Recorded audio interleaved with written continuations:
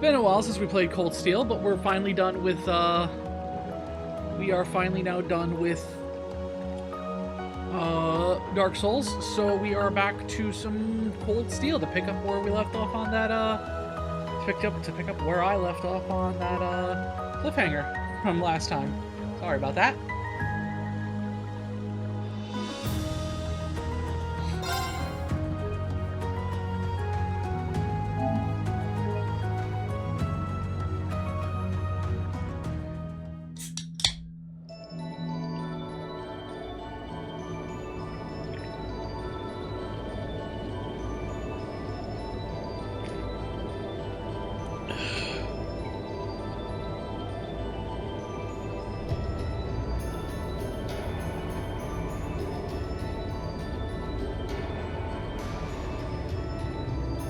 Poor Valimar.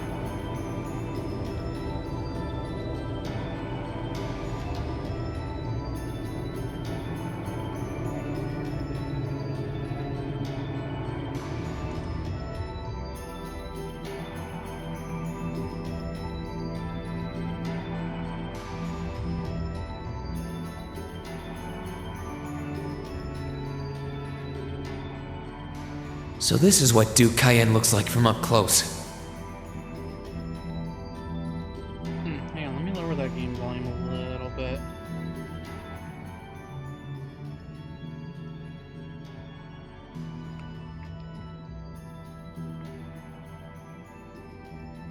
Alright, let's see. It's hard to believe that I've ended up in the same room as the leader of the Noble Alliance. Strangely loud for me still. Alright, let's hope that's not too low for you guys. We'll see in just a second. Ah, beautiful. My fucking... My Twitch was buffering. Alright, Although, I guess we did meet back in GLEGaming before the war broke out.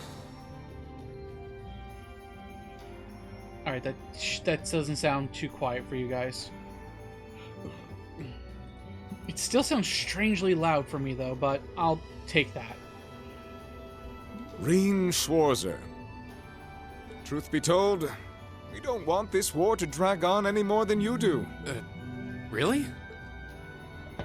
We only acted as we did, due in part to our dearly departed Chancellor's behavior being far too unreasonable to justify turning a blind eye. He garnered the trust of His Majesty, and in turn misused that trust. He flagrantly disregarded this nation's beloved culture and traditions, treating Erebonia as if it were his own personal... Surely you too noticed this. Well... I can't say I disagree.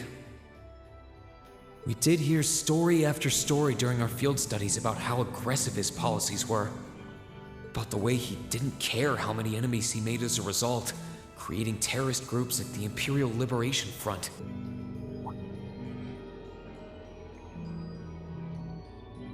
But as I said, the cause of our nation's ills is now gone. Now, all that remains is to turn back the hands of time just a touch. The key to this bright future lies in putting aside our differences and joining hands. Am I wrong? I'm afraid that yes, you are. Do you honestly believe that people can so easily put aside their differences after all the Alliance has done? You occupied Heimdall and effectively took every one of its citizens hostage, imprisoned the Imperial family. And let's not forget how you're now in league with the enemy nation responsible for the destruction of Gorelia Fortress. After all that, the Imperial army would never bow their heads to the likes of you, even if the rest of the population did. My word, I'm afraid there's been a terrible misunderstanding.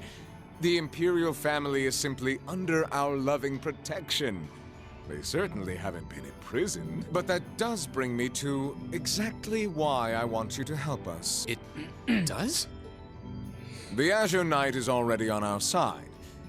But if we had your Ashen Knight as well, that would mean we'd have two of the great knights of Erebonian legend to put into play. Couple them with our Panzer Soldats, and the Imperial Army's armored divisions would cower before us. You may not find us winning the war ideal, but this union benefits everyone more than carrying on until our inevitable victory, I don't think it's that simple. I beg to differ. The presence of Soldat's units on a battlefield makes a tremendous difference. What they may lack in firepower and armor compared to tanks, they make up for in mobility and versatility. But more important than even those factors Hit the button is soon. the psychological impact they have on our opponents. Well,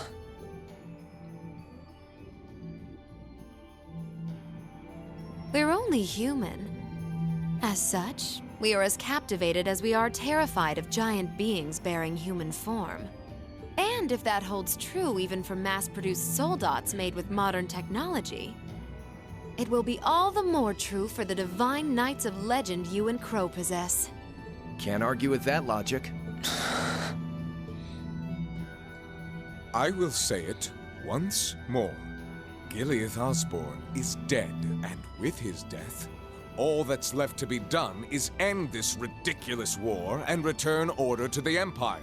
You can go stick that fucking stick up your ass. Only then Much further. everything be as it should. That includes both your pleasant academy life and the peaceful days of darling Elise and her friend the princess. Yeah. You just touched the Elise button there, good sir. That's a button you don't touch. are you trying to? Whatever you ultimately decide, their safety is guaranteed. I would ask that you promise him this, if nothing else, Your Grace. But of course, I'm not a monster. But you are a prick. Rufus. We may stand on opposite sides of this conflict, but I still sit on Thor's board of directors.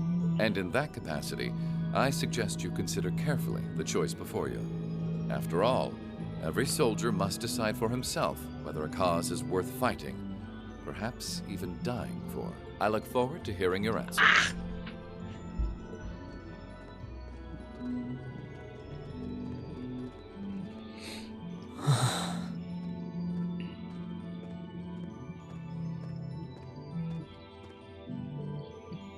Please come with us, Master Reen.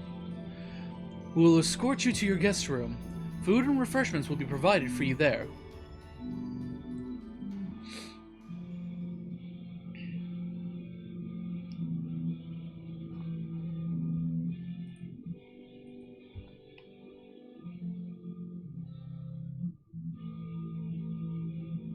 Okay, yeah, good. It's not being picked up.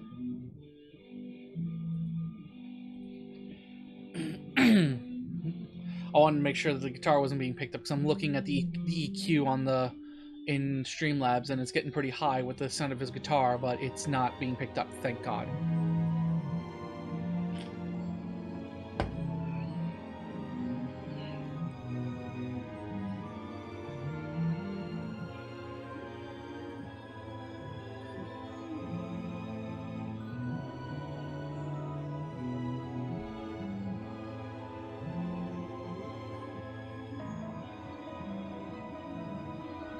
Gee, I wonder who was in that room. We'll just have to find out. Eventually. All that's left to be done is end this ridiculous war and return order to the Empire. Only then will everything be as it should. That includes both your pleasant academy life and the peaceful days of darling Elise and her friend the princess. I suggest you consider carefully the choice before you. After all, every soldier must decide for himself whether a cause is worth. I look forward to hearing your answer.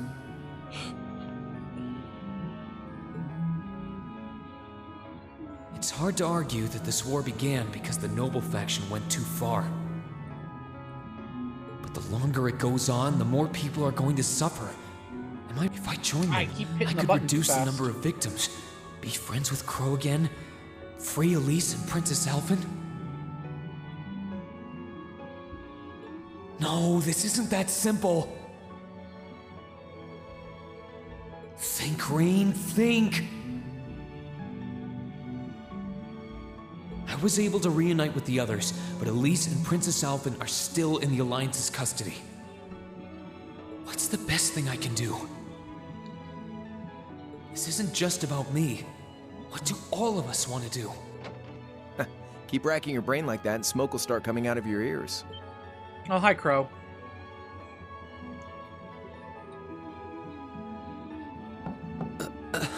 What do you want? Hey now, no need to give me that look.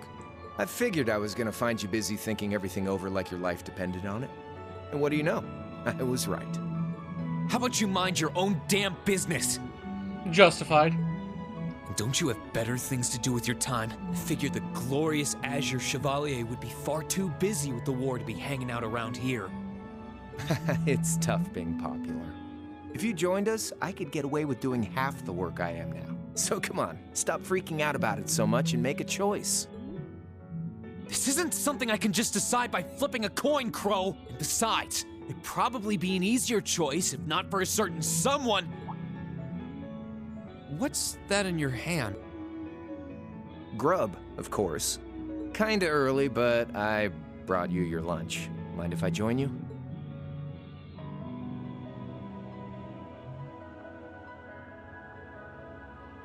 Hamburgers, fries, and onion rings, huh? That's some funny looking hamburgers. That looks more like a fucking, like, fried chicken sandwich or fish sandwich. I was expecting something more fancy like I had last night. Oh, that kind of food more your thing? Okay then, give me a minute while I go ask the chef to whip something up. No, this is fine. The burger looks delicious. Cool. All right, dig in. This tastes kinda different from a normal burger. Oh, no wonder. It's got whitefish in it. Ah, it is a fish burger. Yeah, they're called fish burgers. Pretty good, right? Yeah, the tartar sauce makes for an unusual extra flavoring too. This tastes amazing. I like this way more than the food I had last night, to be honest. Well, glad to hear it. Guess it was worth putting my cooking skills to the test after all. Wait, you made this? Was my first time cooking in a while, too. Sharon could probably do better, though. But I wanted to give it a shot anyway. This stuff was like soul food back in Dry, where I grew up. Oh. To think, all the time we spent searching for the leader of the Imperial Liberation Front, and he was right under our noses. Crow Armbrust from the Jirai SEZ. Oh, yeah. Vita was using some weird thing of hers to let you see what was going on, wasn't she? So I guess you saw what happened there. Yeah. Jirai was that special economic zone in the Northwest you guys went to during our August... Oh, I hit the button too soon. We didn't run into anything like that in the Jirai Special Economic Zone. Though, I guess that makes sense seeing as it's under the direct control of the Imperial government and not a noble. I seem to recall that it was annexed 8 years ago. Is that right?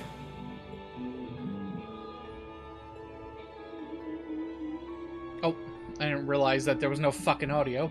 Now it's prospering as a special economic zone on the coast. Seems like a pretty lively place. So you ended up going back to your old hometown then? Yeah, by pure coincidence. It's changed a lot since I was last there, so it was kind of surreal being back again. But it was nostalgic in its own way, too.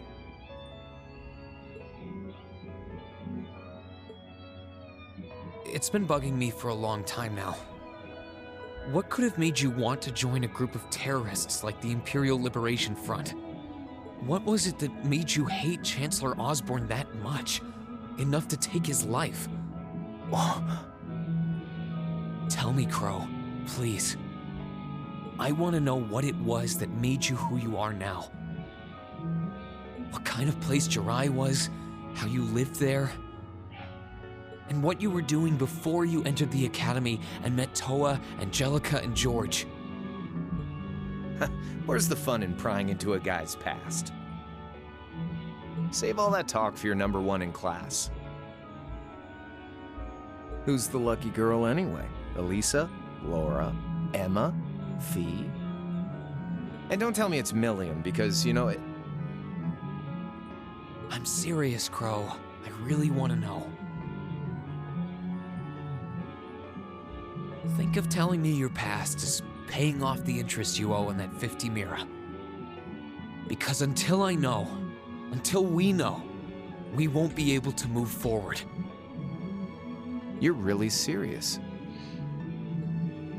Alright, time to learn about Crow's history. Crow? My past really isn't that big of a deal, you know. It's got nothing on yours, that's for sure. If you find yourself thinking that's all when I'm done, well, I warned you. So, you really want to know? Yeah. Nothing you say will change my mind. Please, tell me. All right, you win. Like I said, it's just your run-of-the-mill sob story. Pick up any history textbook and you'll probably find a dozen others just like it. It's the kind of story that's so common no one bothers to remember it, like it never even happened. Back in those days, Jirai was known as Jirai City. It was a city-state off the coast of northwest Zemuria that prospered through maritime trade with West Erebonia, Northumbria, and Remiferia.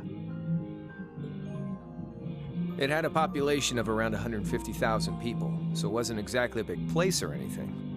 Because of that, the surrounding nations left it alone and let us live out our days in peace. We were pretty fortunate, all things considered. Until about 20 years ago. That was when the Northumbrian disaster struck, and much of the Principality of Northumbria was turned to salt. And as a result, trade on the northwest shore was reduced to virtually nothing. Day after day, Jirai's prosperity started to fade away. Still, it wasn't all bad. We had our fishing, our historic landmarks, our septium mines. We could make use of those to get trade going again, both to keep our state running and to help out Northumbria. In fact, the one who advocated that approach was the mayor, my grandfather. He was the last mayor Jirai City ever had. He was a stubborn old bastard, but he had this wry sense of humor, and was well loved by everyone. I lost my mom and dad early, so he was also my only living relative. He taught me just about everything a guy could know. He was like a mom, dad, and your old master rolled into one, I guess. Anyway, fast forward to 10 years ago. Out of nowhere, we received this proposal from the Erebonian government. They said they wanted to extend a railway line from Heimdall all the way to Jirai. Oh, my headphones fell off. Hang on.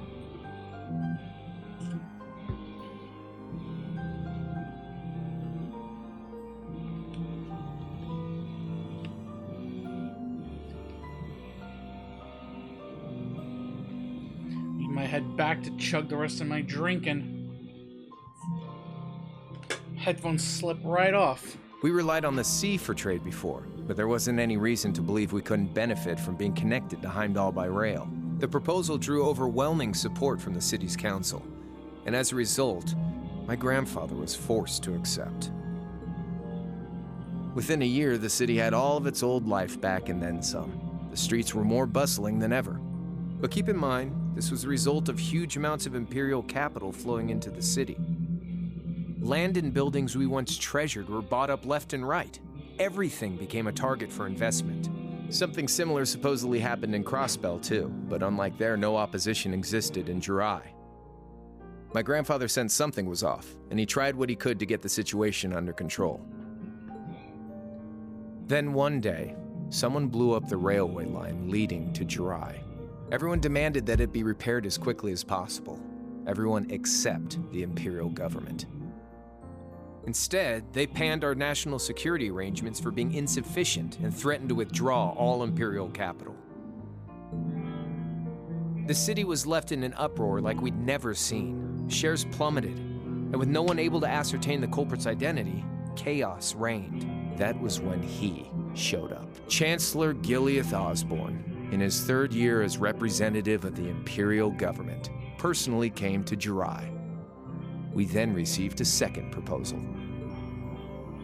The restoration of the railway and its future security will be seen to by the Imperial Army.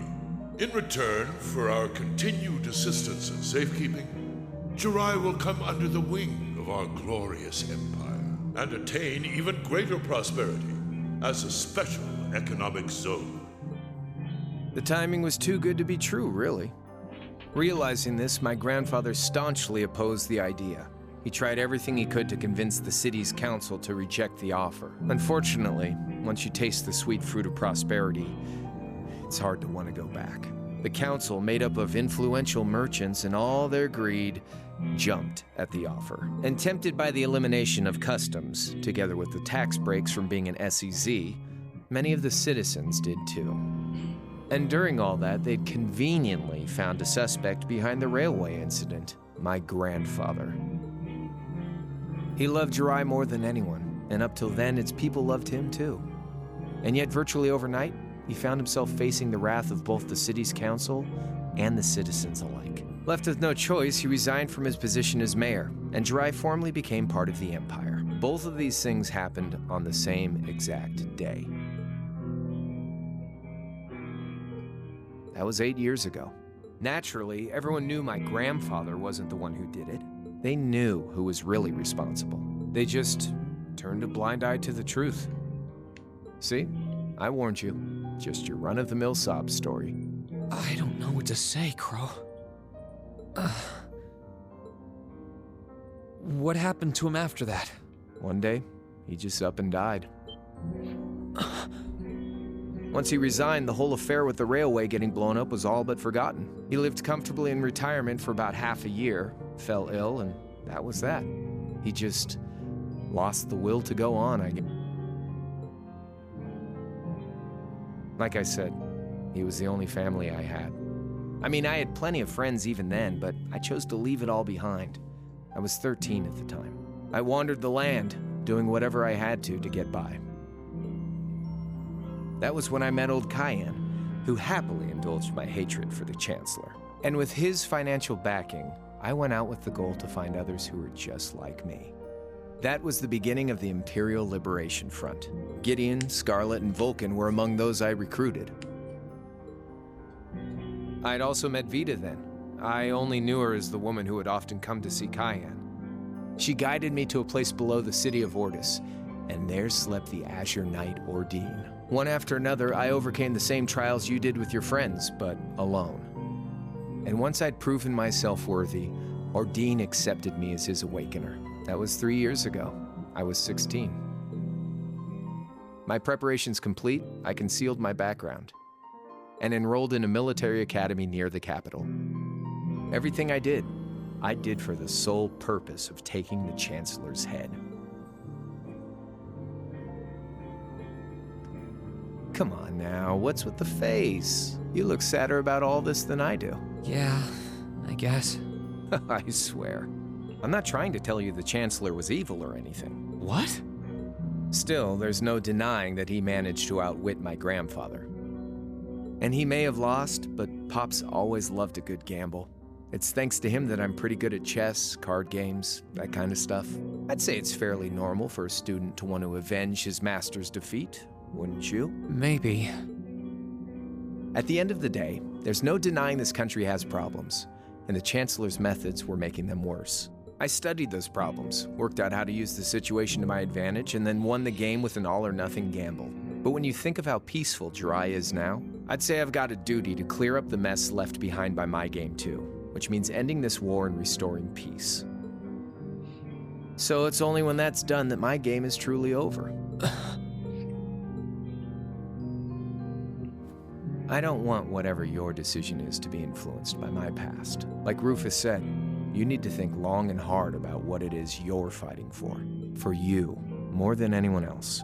Yeah, but Crow... Anyway, I think I've stuck around here for long enough. You're gonna be treated as a visitor.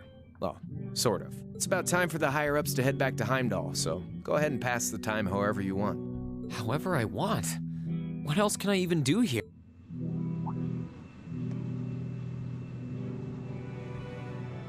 There go the bigwigs.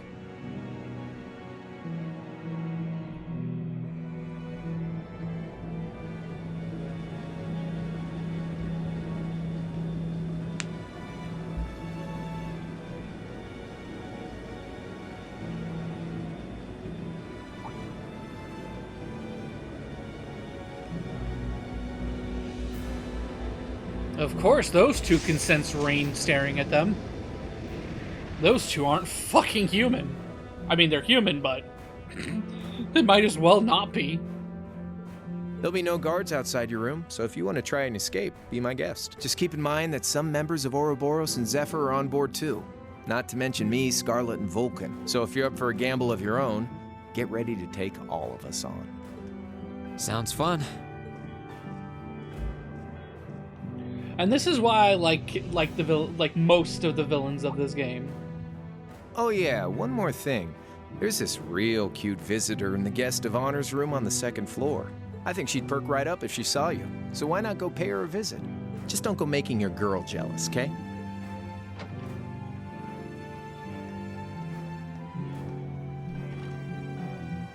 I wonder who he means. He said she's in the guest of honor's room. Well, I can't waste much time here. I told everyone I'd definitely come back soon. Right now, I need to gather as much information as I can. I can make my choice after that. At least then, it'll be an informed one.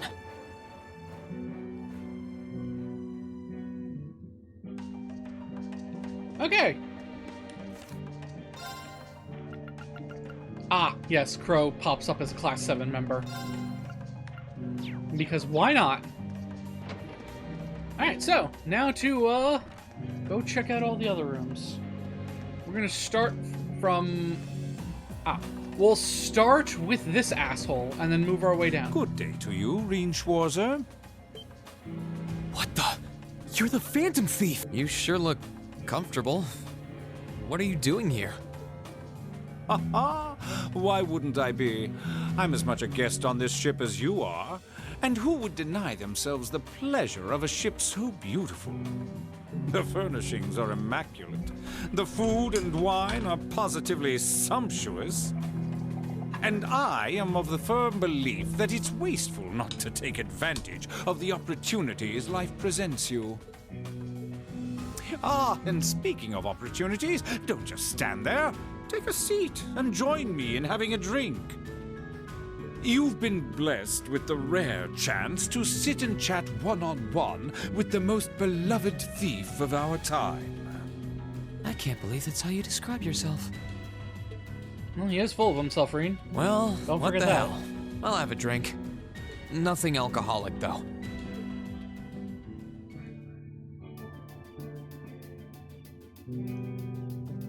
Funny. I didn't realize you'd met Prince Olivert. Ha! Indeed. Ah, There are yes, few he and even Olivier go among way back. royals whose palate is so refined as his. Between our shared love of beauty and fundamental difference of opinion on the nature of love, he forever remains an endless source of entertainment for me. For their interactions, go play Trails in the Sky. I suddenly feel very sorry for him. What happened down in Liberl sounds pretty amazing, though. I'd heard there were problems with orbital technology in southern Erebonia at the time, but I had no idea that was why. Ha ha! That magnificent floating city was quite the sight to behold, let me tell you. Oh, how I wish I could have shown it to you. It would have changed your view of the world completely. It really does sound amazing. Wait, why am I sitting here having a friendly discussion with a wanted criminal? Because honestly, all these criminals are fun. He has so many interesting and unusual stories, I got completely caught up listening to them. Ha ha! A thief of my caliber can steal much more than objects, Reen. There. I was able to steal much of your time and your interest. Perhaps I stole your heart as well. Rest assured that did not happen. Your stories were interesting, though, I'll admit. By the way, you wouldn't happen to know where Prince Olivert is now, would you? Last I checked, he wasn't actively fighting against the Alliance. Ha ha! I imagine Duke Cayenne would welcome a man like the Prince with open arms into the Alliance, if he so wished to join. To my knowledge, he was always wary of the Chancellor himself. But I digress. I'm afraid not even I know where he is at the moment. However, I'm inclined to believe that wherever he's hiding, the Crimson Wings is there with him. So the Courageous is missing too, then. Although the Duke's got some nerve if he expects Prince Olivert to side with him after he imprisoned the rest of the Imperial family. But think, these kinds of things are simply what the great nobles of this country have always done. The War of the Lions, too, was brought about by numerous families of some standing backing potential successors to the throne. Emperor Dreigels, as a late arrival to the war, was a mere exception to the rule. I wonder, does Prince Oliver think himself as the second coming of Dreigels? One of which is to bring the winds of change to Thor's military academy. A gust of fresh air, if you will. I'll admit, I hesitated to allow it, but I decided to place my hopes in you. We believed then, as we still do, that one day you all will be a great light that can push back the darkness of this country. I don't think he does. From what I can tell, he intends to try and end this war in a slightly different way from Dreigels. Oh? Do tell. Sorry, but I should be going. Thanks for all the interesting stories. They helped me work through things in my head a bit. Ha ha! I'm pleased to hear it. I will be waiting at the edge of my seat to hear which path you choose. Join us, and you'll be warmly welcomed. Naturally, I'm fascinated by you as the Ashen Knight's pilot. But I'm even more fascinated with that brute strength of yours. I would love the chance to see the power of an ogre up close. If I'm being brutally honest, I kind of wish they would have given us a bad ending right here. If you, if you chose, like a non-canon bad ending right here for like if you chose to side with the Alliance instead of going back. Like, just cut, like, you do everything we're doing here. You then make the decision: do you just stay in the room and decide to join the Alliance, or if you leave and try and run away? And then if you choose to stay, the game cuts off. You get like a longish cutscene showing like where the world is going now that you've decided to side with the Alliance and all that. And then that's it. Sad. I'm kind of sad it didn't do that. I doubt it's half as interesting as what you're thinking. Anyway, if you'll excuse me.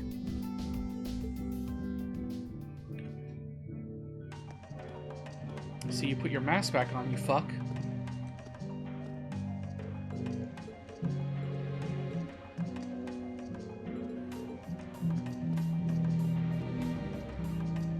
Alright, I wonder who's in... We got a visitor? Come on in. Ah, yeah. Excuse me. It's these two.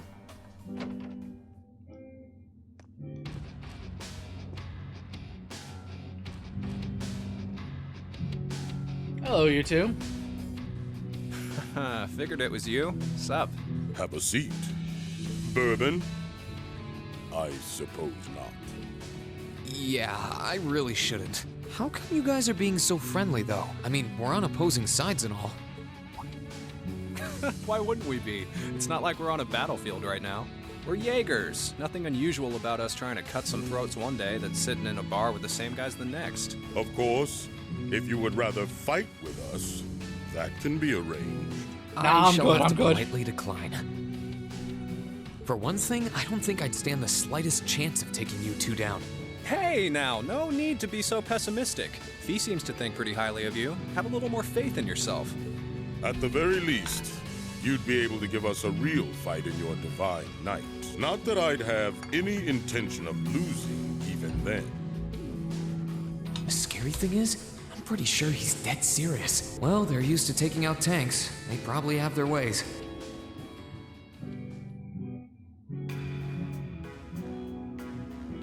Huh.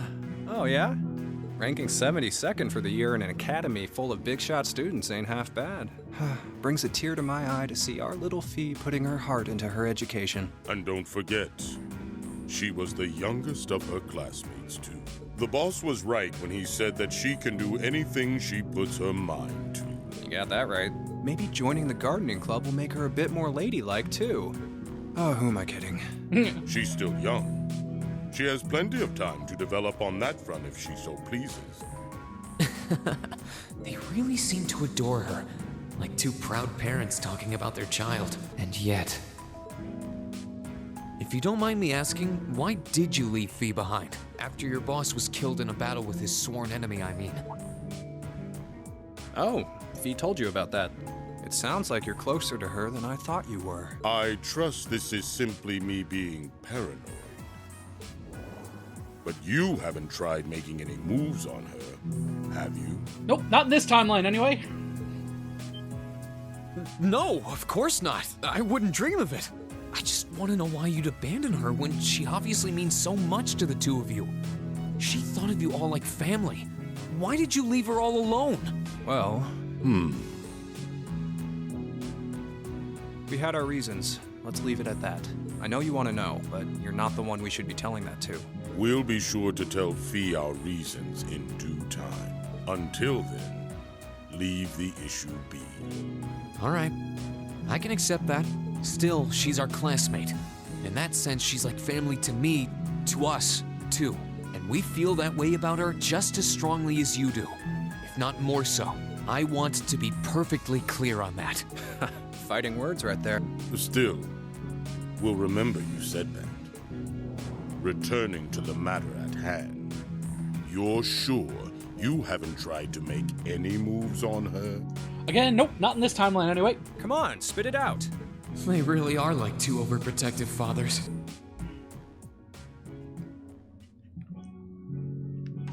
I was hoping to get a bit more out of them about what Zephyr is up to.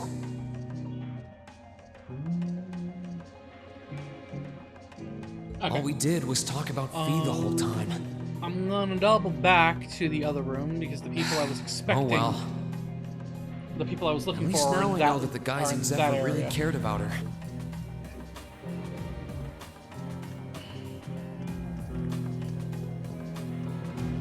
I think?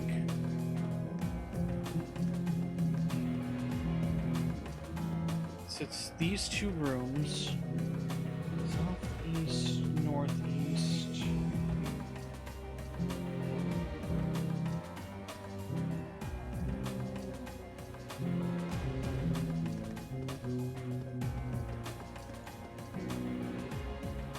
I can sense someone inside.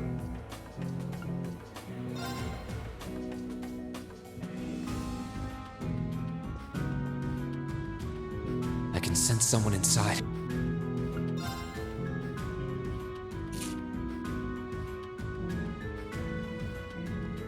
There's one person I want to save for last, and I'm trying not to find them by accident. But I think if my hunch is correct, so southeast, northeast, northeast, southwest, northwest. So yeah. So you know, this should be Scarlet's room. I can sense someone. Come on in if you like. Okay, so I'm correct. Sounds like... Excuse me.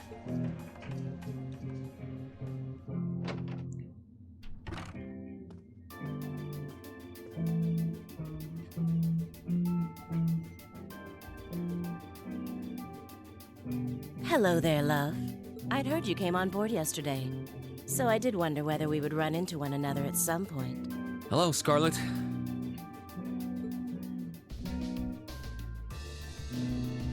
Last time we spoke was a month and a half ago near Trista, I think. Quite a memorable day for both of us, wasn't it? There's no need to stand over there. Come and have a seat. I'll pour us some tea. You really don't have to.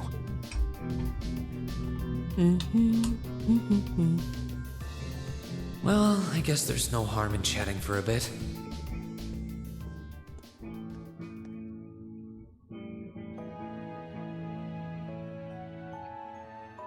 These tea leaves really are wonderful, aren't they? Only the best for the airship of Erebonia's most powerful noble, I suppose. I have to admit, the fragrance is like no tea I've ever had before. You're right, though. It makes sense if it's something Duke Cayenne personally chose. Oh? I was under the impression that your family is a part of the nobility, too. Your father is a baron, isn't he? He might be a noble, but generally barons aren't all that wealthy. We live a relatively modest lifestyle. Oh, really? I wouldn't have thought it before, but maybe my family was actually more well off than yours. And Scarlet, I heard she lost her old hometown when he went and built a railway through it. What kind of family did you come from then? Oh, they weren't nobles, if that's what you're wondering. They were just relatively wealthy farmers. We were almost local celebrities in a way. Oh, I see. You're wondering how someone like me became a terrorist? It's written all over your face. Well, I can't deny that I'm curious. I heard that you lost your hometown because Osborn built a railway through it. Oh, did C tell you? No, I suppose it must have been V. He never was one to keep quiet about things. So, I mean, what happened? Some things are best left unsaid, I think. It's not as if knowing would somehow allow you to change things. I suppose. You're so adorable, Reen. Now I know why C took a liking to you. What do you say? How about you come and fight with me and the other big girls and boys? It'll be fun, I promise. Please stop teasing me. Anyway, thank you for the tea. It wasn't just made with high-quality leaves. It was brewed exceptionally, too. You're very welcome. Oh, actually, I may as well ask while I have the chance. Where did you learn how to use that weapon of yours anyway? It's pretty unique. Oh, that? I suppose it can't hurt to tell you. The holy city of Arteria. The Arteria? Where the high seat of the Septian Church is? I have no idea if we ever see this place. Maybe in Sky's second or third chapter, but I can't say for certain. That's the one. It's called a Templar sword, and it's a traditional weapon in the church. A few years ago, I was studying to be a sister and was trained in how to use it there. Surely you must be talking about some other church, right? You're telling me there are sisters in the Septian Church who use weapons like that? There are more things in this world you don't know than you could possibly imagine. Well, it doesn't matter much now. I ended up returning to Erebonia before my training was complete. Something the two of you have in common. Oh? Anyway, that's all I'm telling you for now. I'll give you the full story if you decide to join us. And if you choose not to join, well, that way has its own charms, I suppose.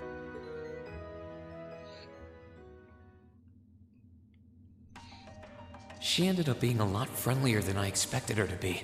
I wonder how much of what she was saying about being a sister was true. Yes. She seemed to really hate the Chancellor. I wonder what she intends to do now that he's gone.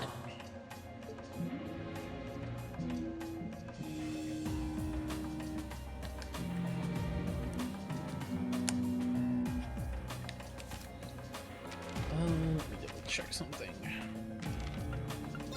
Okay, I did get chapter 3 of the Black Record. I want to double check and make sure. I can sense someone in... And judging by the fact that S is in the next room... Huh? It's open. Excuse me.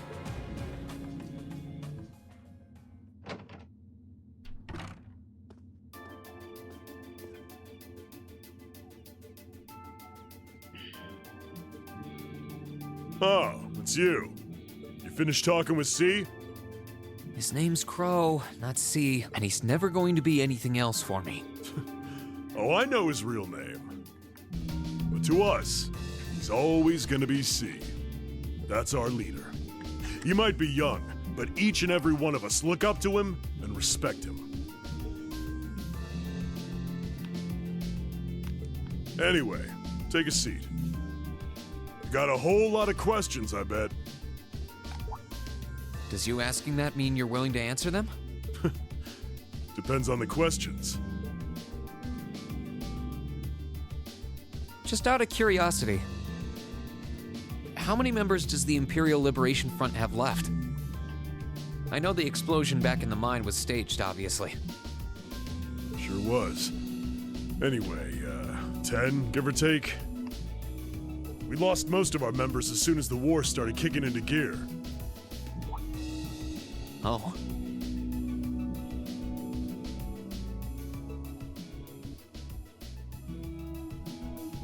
Is that because the group's primary objective had been fulfilled? Basically, yeah. We all came from different backgrounds, but the one thing we had in common was that we hated that bastard's guts. So after he'd kicked it, most of the guys didn't really have any reason for sticking around. Can't say I blame him for calling it quits.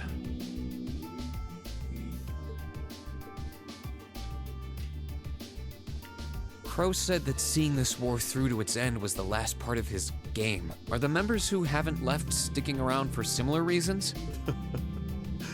Interesting question.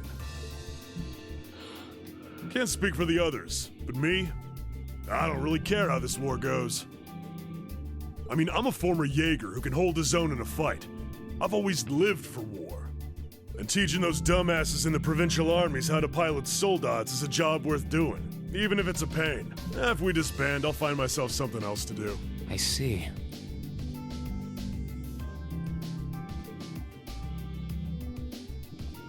I can't defend the assassination of the Chancellor or what you did near Trista. But I'd be happy if you chose to disband at least.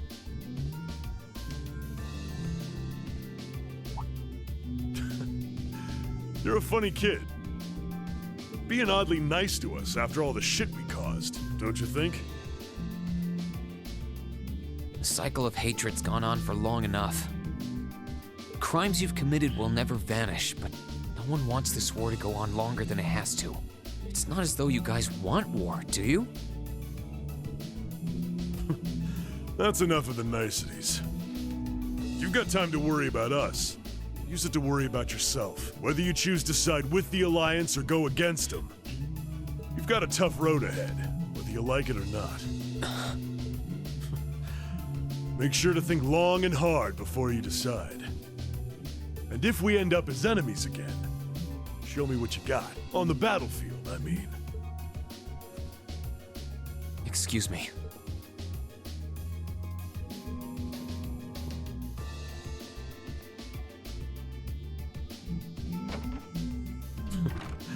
Think I might have been too harsh on the kid. Still... yeah. He's probably perfect for the job.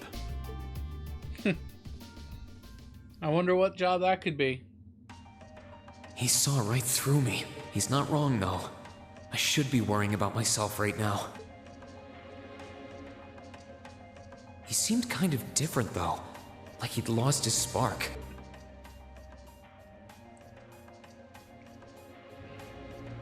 His sole objective in life seemed to be to get revenge for his old Jaeger Corps killed by Osborn. Maybe he's just not sure what to do with himself now that he's done just that?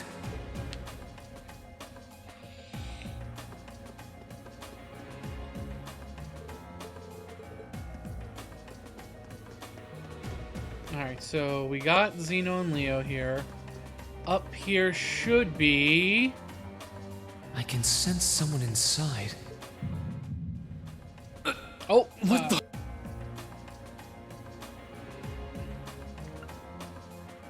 I'll come back to you in a second.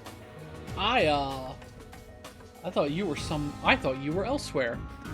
So the one I'm looking for southwest is right here.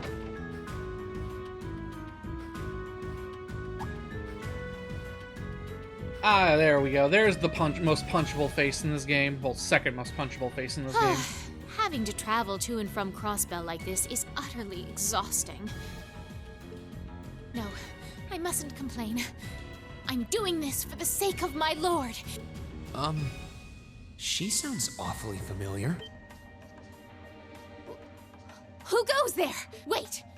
You're the Ashen Knight's pilot! I remember you now. You're with Ouroboros. Duvali the Swift, right? Have you no shame? Is it perhaps normal for you to barge into a lady's room unannounced? You and that Arseid are only as bad as each other, I swear! Learn your place! Actually, I just walked through the door normally. I should have probably knocked before I came in, though. Sorry about that.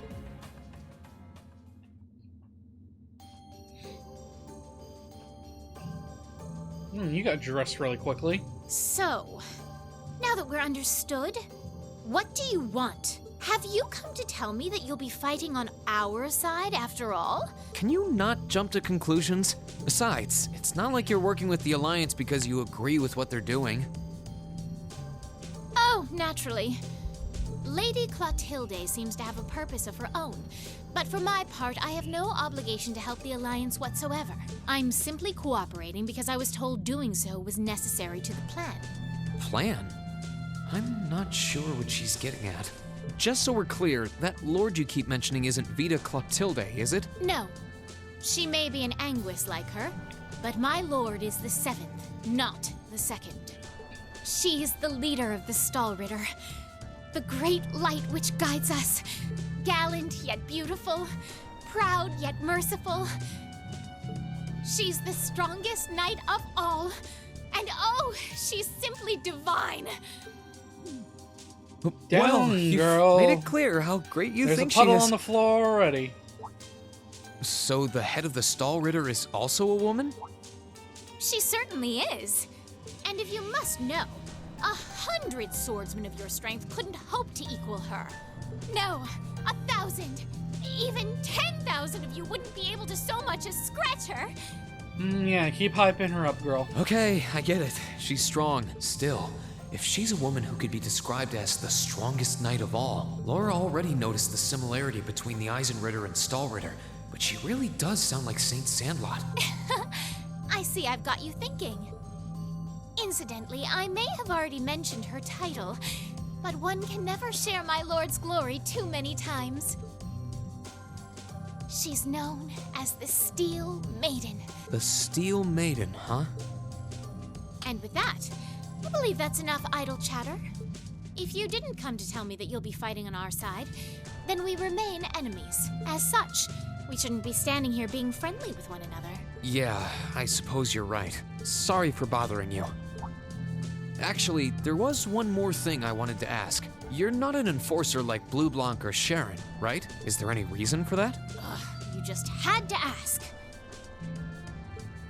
Enforcers are selected by the Society's leader, the Grand Master. And in order to be selected as one and given a number, that person needs to be burdened by some kind of darkness. But just so we're clear, there is no correlation between having a number and one's strength, all right? I'm quite strong. I didn't say you weren't, but it makes perfect sense. You don't strike me as someone who's carrying any kind of darkness with you. You're refreshingly sincere. Like someone who hates anything that strays from the path of righteousness. I'll thank you not to spout such nauseating drivel in my presence. Now get the hell out of my room! Well, he struck a nerve. But not that bad, not the bad kind of nerve. She chased me out. I'm really curious about the Steel Maiden. Could she really have some connection with the Lance Maiden? Perhaps even with the woman who helped us during our August field study. Okay, now we go to the scary presence.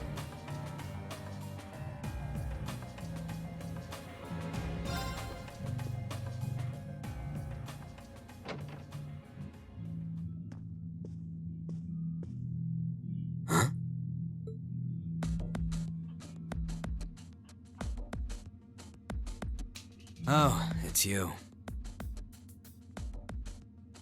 Forgot you were staying here too. Yeah. What was that? It's gone now anyway. Maybe it was just my imagination. So what's up? I couldn't give a damn whether you joined the Alliance or not, to be honest. Oh, I didn't come here for any specific reason. Interesting. You mixed by any chance? Could I sit and talk to you for a while? What a pain in the ass.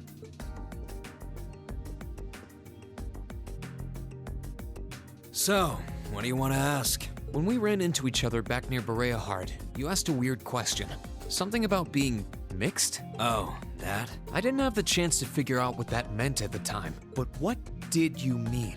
Don't know if I can even explain that one. It's just something you feel. What we've got mixed into us is obviously different in strength and nature. It's kinda hard to put into words. Yeah, seems that way. I know you're not trying to confuse me on purpose, but I really can't wrap my head around what you're saying. Just watch. Huh? There's no trick to it. I'm not using an ornament, it's not magic. And I'm not using an artifact either. I just will fire to appear, and it does. So it's just a totally unnatural ability. That kind of explains the name McBurn, doesn't it? Yeah, I guess you Kind could of say on the that. nose. Something that just gives you results, without the processes you'd usually have to go through to obtain them. You've got one too, right? Well, true. That power of mine wasn't something I gained from training. I don't even know where the power itself is coming from. It's the same kind of thing. People who can do things like that usually have something mixed into them. Something foreign, unnatural, mixed into their body itself. Different to the church's stigmas. Looks like a pretty small part of it in your case, though. Oh. There, huh? Anyway, I couldn't tell you how, where, or why whatever it is got mixed into you. Sure, you've got more questions, but sorry, I can't answer them. No, it's okay. You've answered enough already. I feel like I understand myself a little better now, actually. Good for you, I guess. So, we done now? Yeah, thanks for your time. Oh yeah, so how much of you is unnatural? Me? All of me. Well, that was creepy. His circumstances seem very different from mine. Guess all I can do is remember what he said. Maybe there will come a time when it'll all make sense. I'm sure one day I'll find out what this power of mine is. What the story behind me being given this power as a kid is. One day. Get ready to wait, like, what is it? I think 4 games to find... well, excuse me, 2 more games to find out the truth. Alright, time for the last one. Well, last on this floor. Huh? I think I can sense someone inside. Given the circumstances, I imagine it must be one of the people who fought us in Ymir.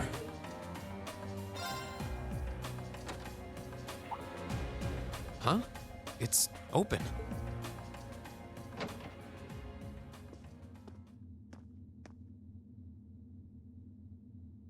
It's empty. Weird. I could have sworn I sent someone in here. Oh. Tiny.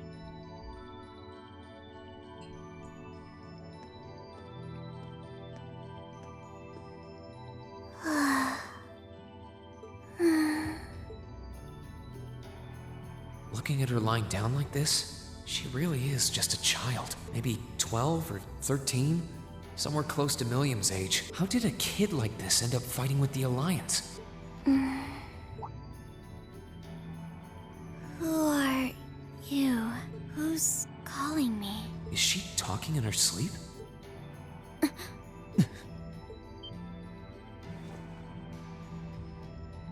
Situation assessed. Location is a room inside the guest area of the Pentagram. 9 hours have passed since initial loss of consciousness. Guess she's sleeping comfortably enough here. Then again, she needs it at her age.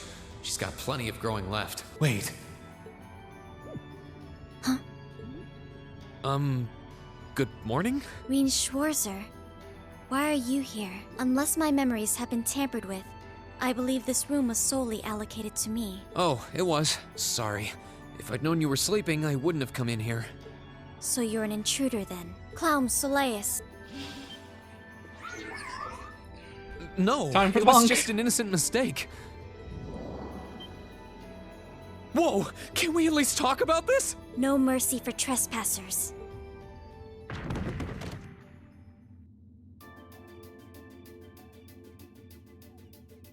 So you claim to have no inappropriate motives for sneaking into this room. Not claim! I really didn't! But once you walked in, you fell victim to temptation and chose to act in accordance to your desires. No! No, I didn't! How many times do I have to explain what happened before you'll believe me? I was making a joke. Had you any intention of harming me, Clown Soleus would have attacked you. That he didn't proves your innocence. Oh, right. Then what was all that for? Oh, whatever. I suppose it's my own fault for coming in without permission. Anyway, I've cleared my name. I'll see you some other time, probably. If that's what you want to do, you didn't come to ask me anything then? Well, no. Honestly, I didn't even know you were in here. I do have a lot I'd like to ask you, though. And just as much I'd like to say to you. Okay, if you're offering, what are your reasons for helping the Alliance? Why do you have a puppet just like Milliam's? Just who are you? The answer to your first question is, I was ordered to do so. As all information regarding Clown Soleus is confidential, I am unable to answer your second question. And as for the last one, I am unable to fully comprehend the depth of your question. Oh, forget it. You abducted my sister and the princess. Whether you were ordered to or not doesn't change that. And it's not something I think I can forgive.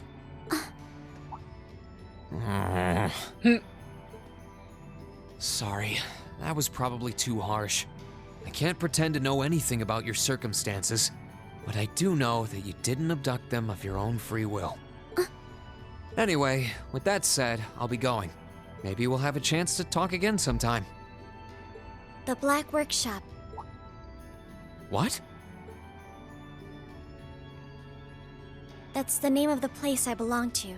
It was they who loaned me to the Noble Alliance. Unless you choose to join the Alliance, that is the most I'm able to disclose to you. The name doesn't ring any bells. And loaned? That makes it sound like... I suppose it's none of my business. Thanks for telling me. I'll be sure to remember that name. I can't see doing so holding any real purpose for you. Incidentally, did you have any untoward motives behind what you just did? No, I did not. There he goes again. The Black Petting Workshop? girls' heads unannounced. Loaned? Sounds like stuff worth remembering.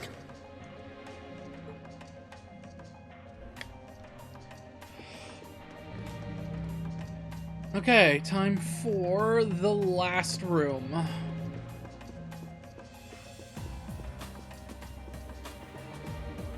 There's nothing over that way, so yep. Gee, I wonder who's in this room. This should be the guest of honor's room. Time to see who's inside. What's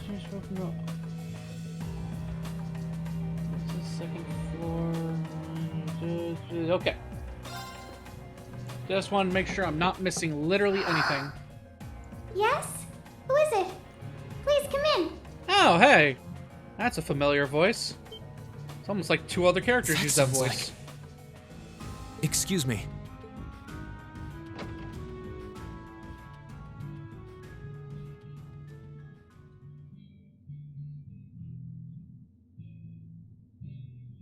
Oh, hi, Alphen.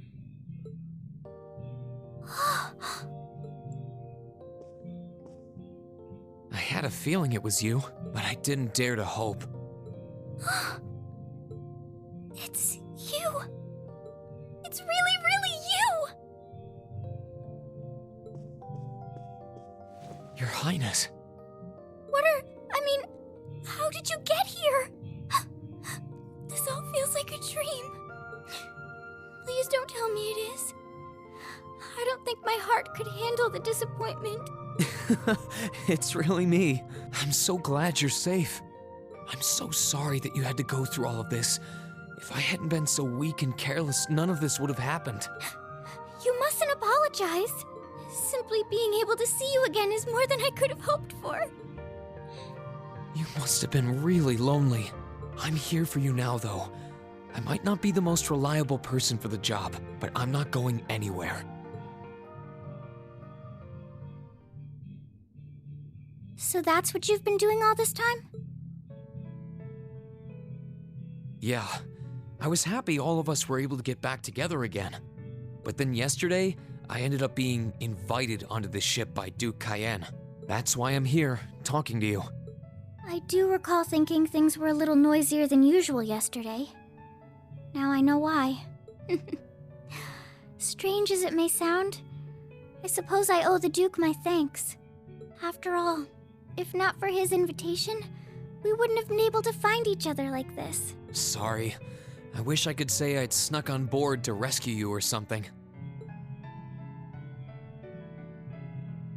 Incidentally, I hesitate to ask, but... You want to know where Elise is, right? She's not on this ship, I'm afraid. I can't say for sure, but I believe she's been taken to the same place as my parents. Really? I'm sure it isn't news to you that my mother, father, and Cedric have been imprisoned somewhere. And apparently, they've chosen Elise to be my family's attendant. So it's likely wherever they've been taken, she's right there with them. Because obviously they didn't want to keep the easiest bargaining chip for Reen in a location where Reen could grab her and run the fuck off with. Really? I'm not sure whether to feel relieved or what. I can hardly blame you. I feel exactly the same way, even. But why were you alone imprisoned on this airship? Surely there must be some reason.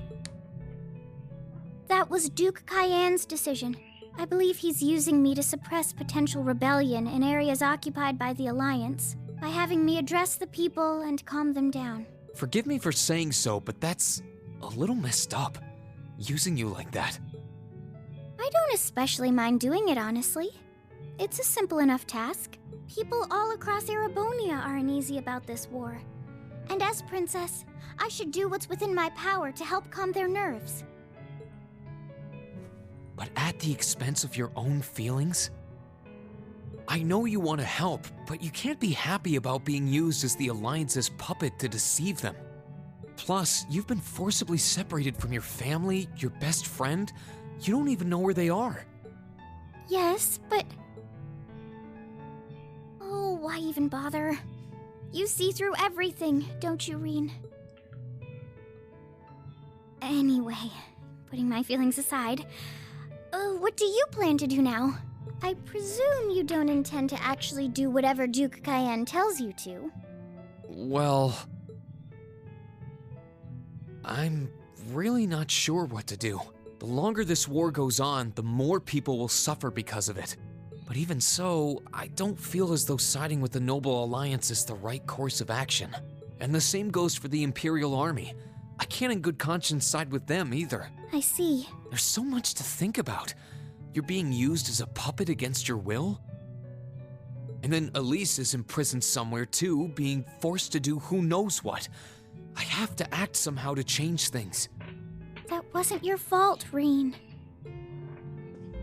Ever since I was taken in by my family all those years ago, I've tried to be a brother figure to her. I became the person I am today because of them. They've always loved me like they would a real son. You saw that power of mine, didn't you? Well, Back when I was a kid, skipping because I something think they're just done like talking. that happened. I ended up using it right there in front of her. She should have been terrified of me. But if she was, she never once let it show. She treated me exactly the same as before.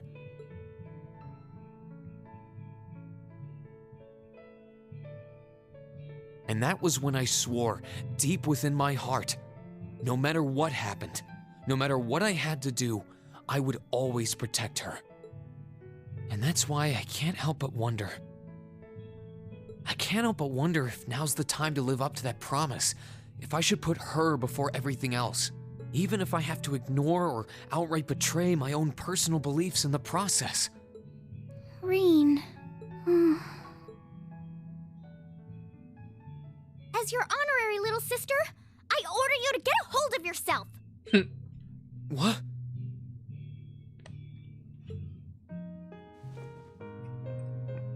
Your Highness. I know Elise far better than you think I do. In fact, I'd even go as far as to say I know her better than you. Reen, she's already told me so much about what happened 8 years ago. She told me about how that snowy day was what inspired you to take up the sword. She told me how traumatic that moment was for you. How what happened stays with you even now. And she even told me that, while she hated how she felt the tiniest bit happy because of it. Because it meant that your attention, your guilt, and your sense of responsibility were directed towards her and no one else. And she knew more than anyone how selfish that was. She may have had other reasons for choosing to go to Saint Estrella, but her main reason was that she didn't want you to keep feeling guilty because of her. More than anything else, she wanted to free you of your burdens. You should know, when you joined Thor's and were making new friends, and you finally seemed to be moving forward, she felt a little jealous, and even a little lonely at being left behind. But she was so very, very happy for you too. So please, Reen, please don't use Elise to justify not choosing your place in this war. Because I know for a fact, she wants you, of all people, to carve your own path and find true happiness.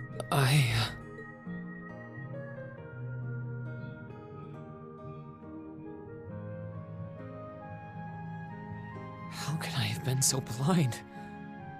You know, if she was like a childhood friend rather than his adoptive sister, that would literally put Elise as like #1 waifu material for Reen. But of course we have to have her be the fucking adopted sister instead. So, meh.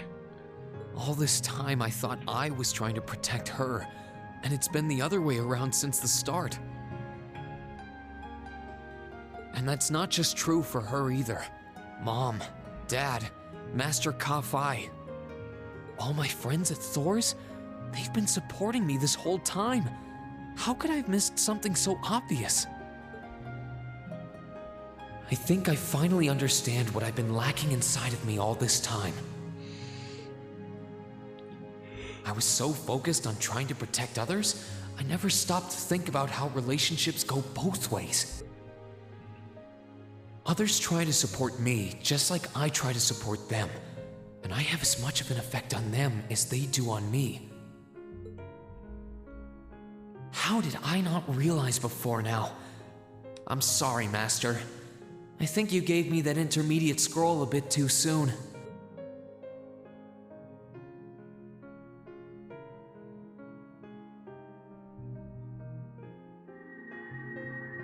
But better to realize late than never, I suppose. Because now I finally feel like I'm ready.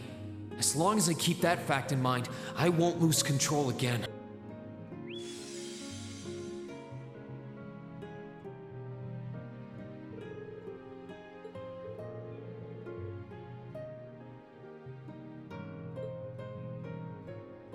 Hey, new ability, let's fucking go. Are you alright?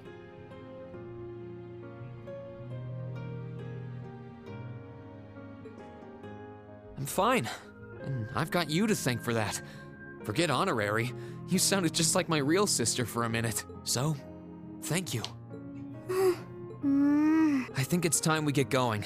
I wouldn't want to keep my classmates waiting any longer than I already have. A pity, but you're right. I was rather hoping we could stay like this a little while longer. But I suppose all good things have to come to an end. Take care of yourself, Reen. I'll leave Elise's rescue to you. No matter what it takes, please. Why are you shaking your head? I said it's time we get going, didn't I? There's no way I'm leaving my sister's best friend imprisoned in a place like this. I will get the two of us off this ship. So stay close to me. Right!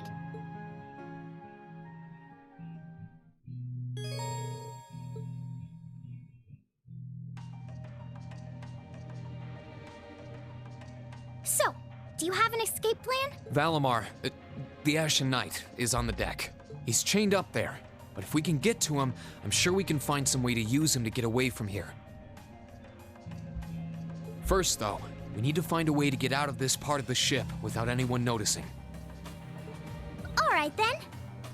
I never imagined I'd be running away from here with you at my side. Elise is going to be so envious. Anyway, let's get going. This looks like... Thought so. It's a vent. Well, that's convenient.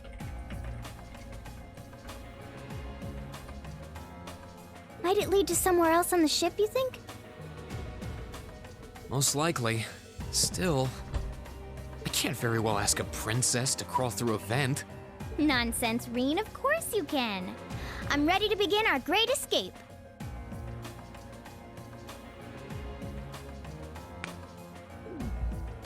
But it's going to be all dark inside, and probably filthy too.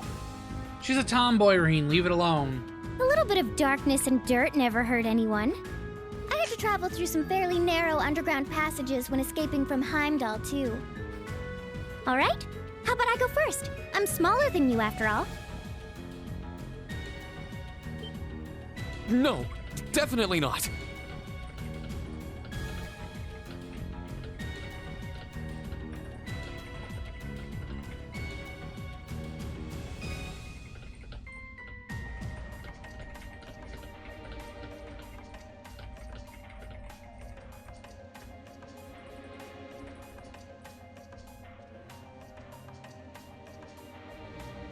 Sorry, give me 1 second.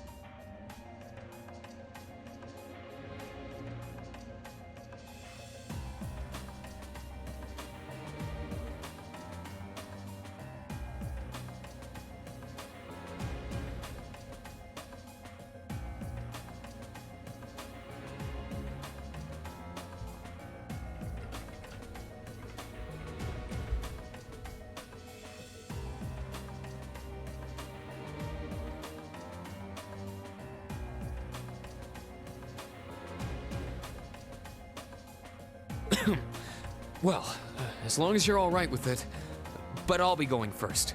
All right, then. You'd think a princess would be more mindful when she's wearing a dress.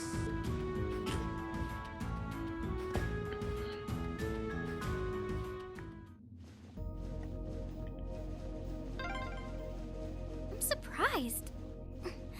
It's not dirty at all in here. Maybe it's because the ship's newly built?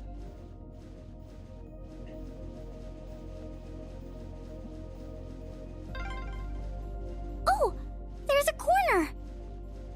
We must be past the guest area then.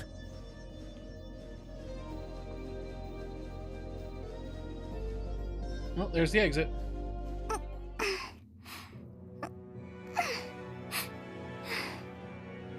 That's a sound I didn't need.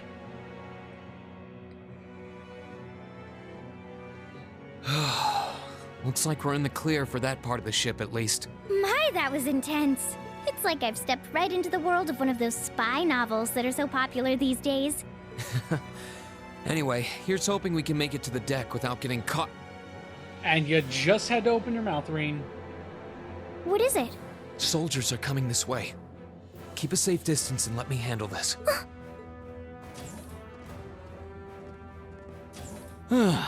It feels like the closest thing we have to someone ordinary around here is that kid.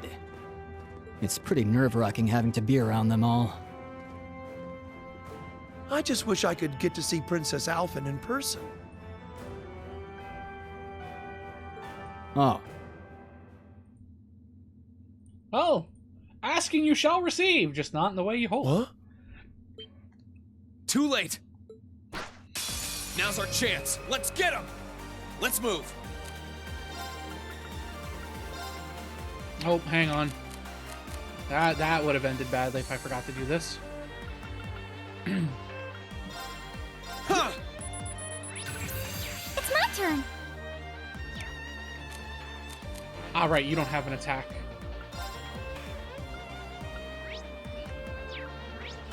Okay, good. You both count as the same thing.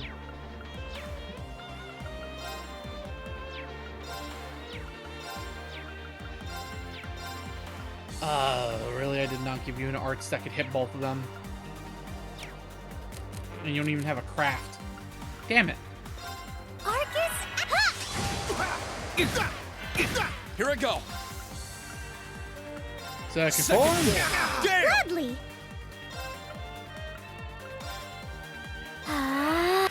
Thanks. Let's move. Burn to a fall! How careless! Huh.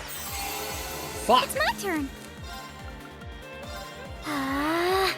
Here I go.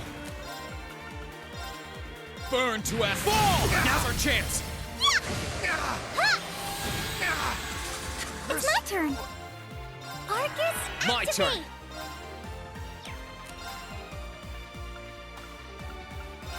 Burn to a fall! That wraps things up in a neat little bow. Great. Well, that's gonna bode very well for the upcoming battles. They're strong. If Reen's getting fucking bodied that easily. Are you all right, Your Highness? Yes, I'm fine. Thanks to you, of course. Let's be going. I'll be sure to stay very close to you. Good. First we turn around and we hit this. There they are! Recover the princess! Whew! 2 soldiers, 1 military monster. Shouldn't be a problem. Stay back, please. Right! Good luck, Reen! Shouldn't be a problem, my ass My ring. turn. Still don't have access to it yet. Everything here is scanned. It's the 3 tri-attack. It's the 2 tri-attacks, the phalanx J, the French army, and the Dove. Okay, so I have everything.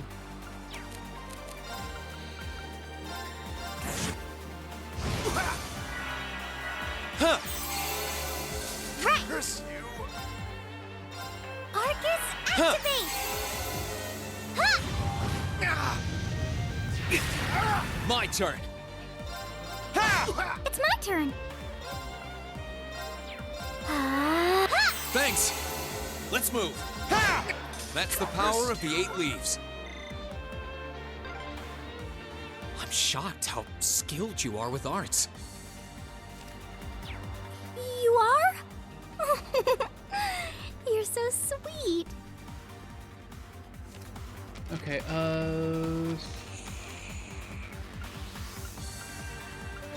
Pentagram, tri-R2, tri-attack R2, tri-attacker HG, Govan Kaiser, Provincial Army, Phalanx. Yep. Okay, I have all the monsters. I have all the monsters here scanned.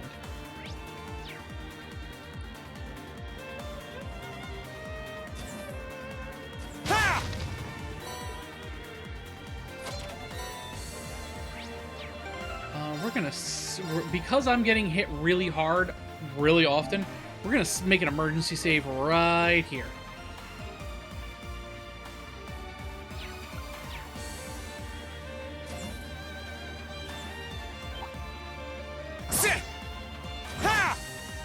Bring it on! My turn! Second form, Gale! Gladly! Arcus, activate!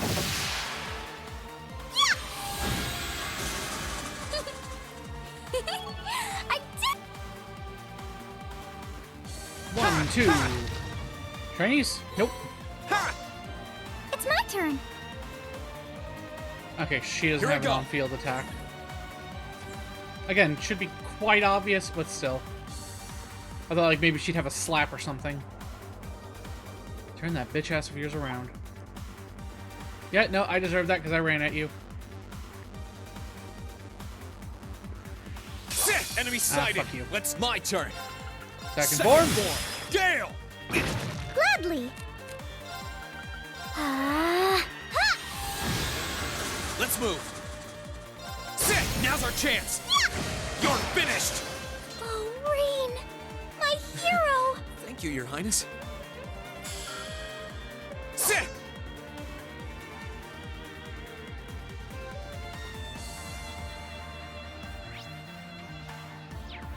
Alright.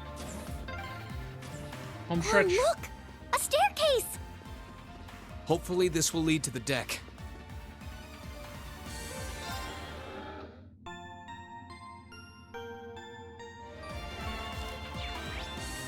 Alright. Emergency save number 2.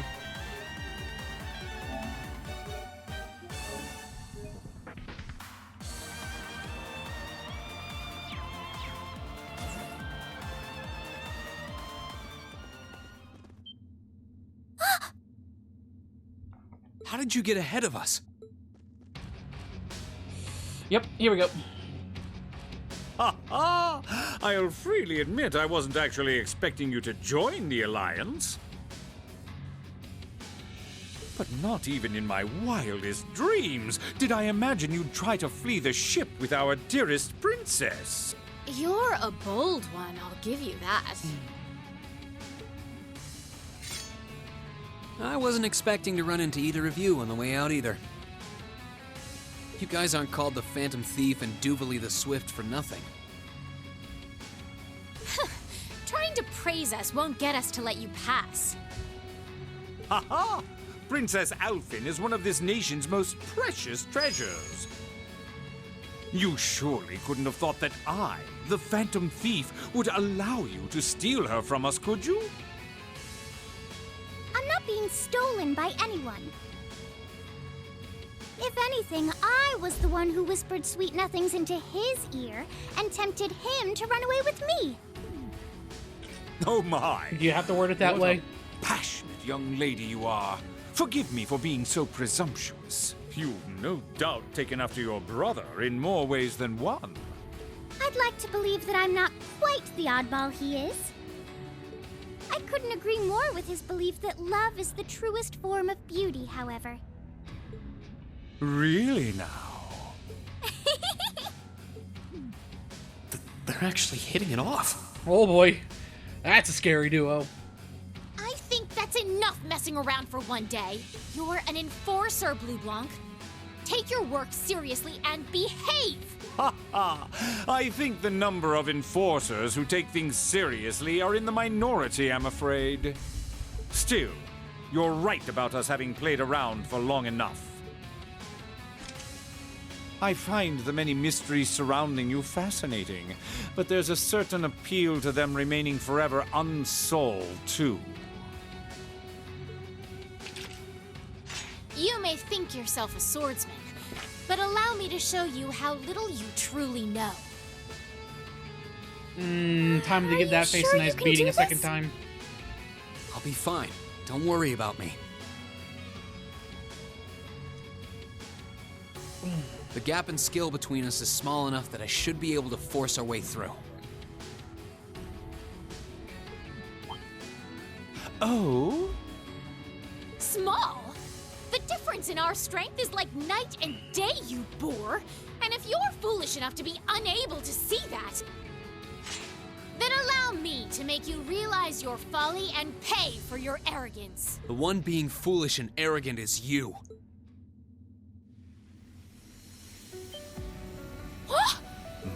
My. Reen? I owe me being able to do this to you, Your Highness. You and Elise. No. Everyone who's done anything to aid us in coming this far deserves thanks.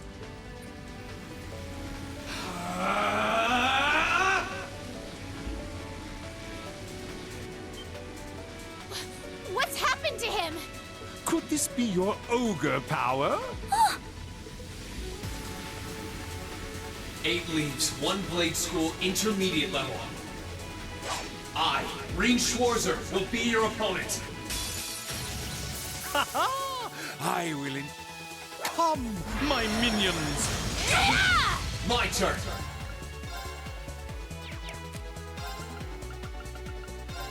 Huh. Huh. Let's move.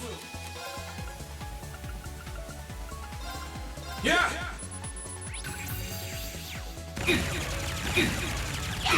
Let's move.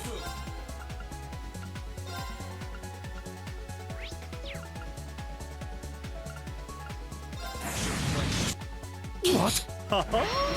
There's nowhere to run. I won't give up. Now, if I was gonna heal, I might as well have used the Zerum capsule so I could have hit them again.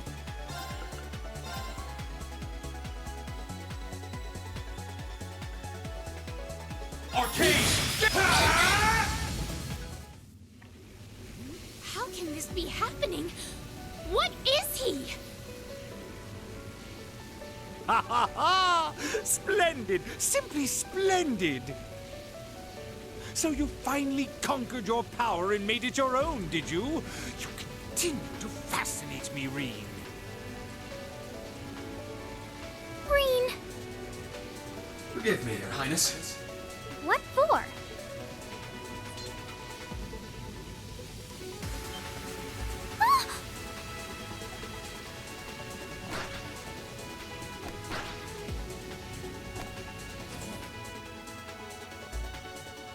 Goodness! Wait just a damn minute!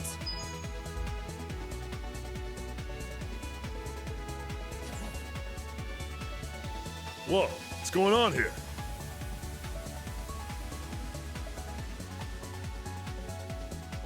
I don't know, but I don't think it's worth us chasing after them.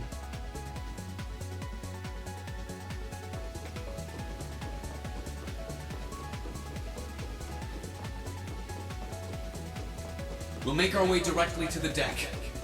Are you all right, Your Highness? Yes! Perfectly! My heart just feels as if it's about to burst. That doesn't sound very fine. Come on, is now really the time to be flirting with each other? You're here too.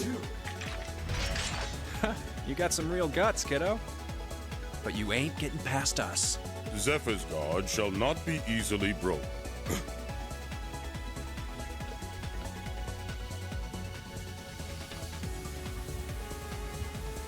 Sorry, I need to double check something.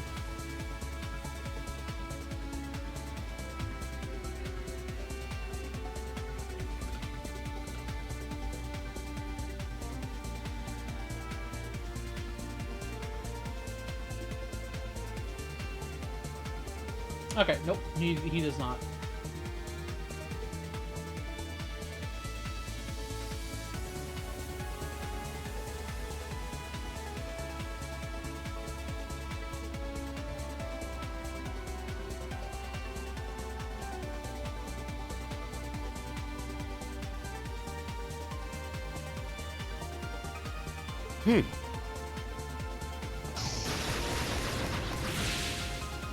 Ah, yes, Rain being Rain.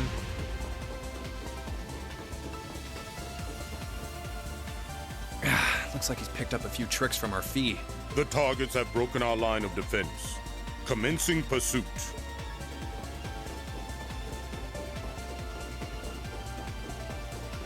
I'm sorry about that, Your Highness. I'm fine. Don't worry about me. But, can I hold on to you a little tighter? Of course.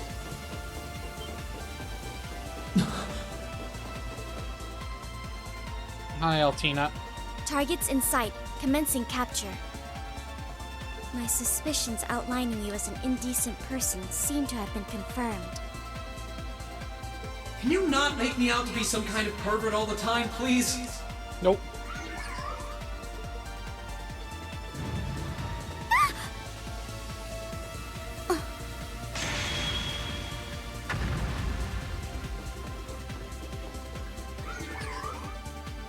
Target lost. I may have underestimated you, Reen Schwarzer. In more ways than one.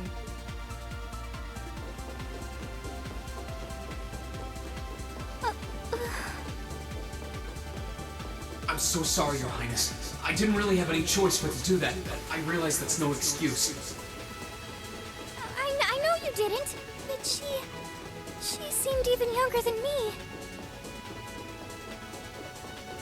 at you, Reen? That truly is indecent! Try not to pay any attention to what she says about me. There's the exit. Don't change the subject!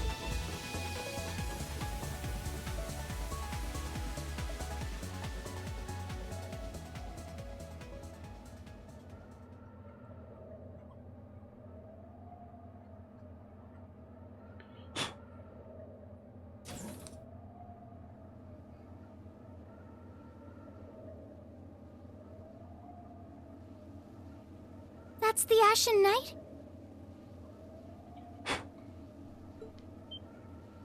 Isn't that Oh, fuck. Crow? And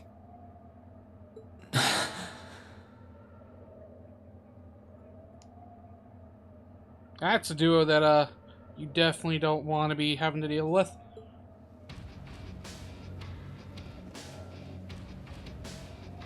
Huh.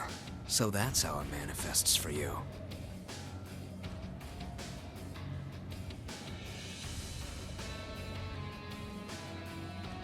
Sorry, can you give me 1 second?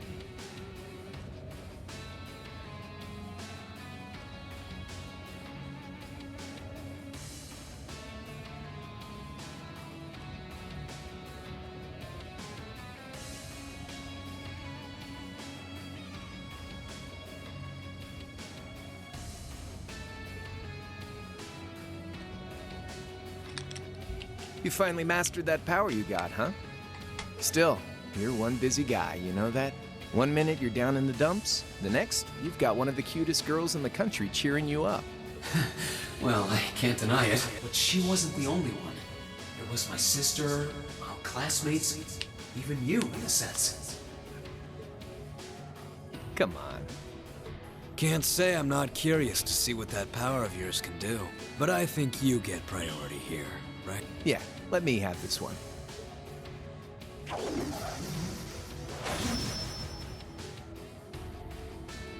Your Highness, if you don't mind. alright.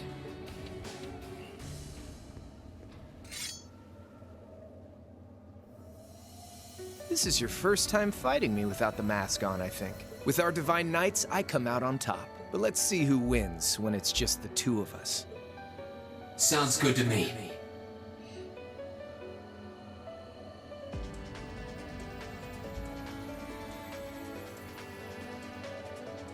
You managed to win against 3 of us at once in the catacombs below Heimdall. But it's just you and me now. And this time, I'll be the victor. Go ahead and try.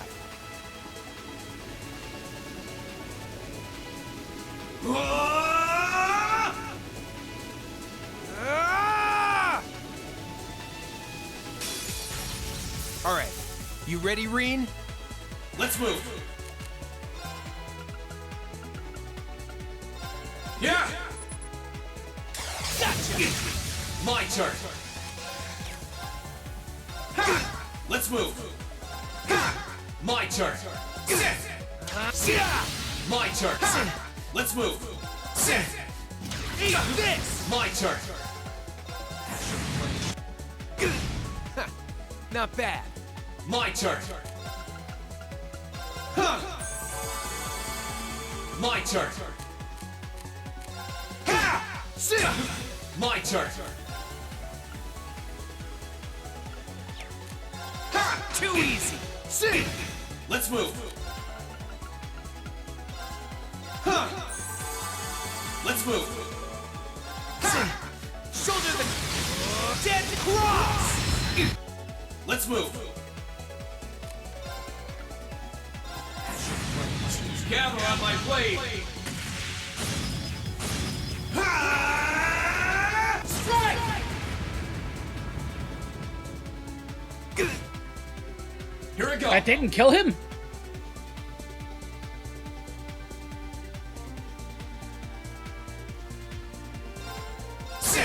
There we go. That's what I can really do.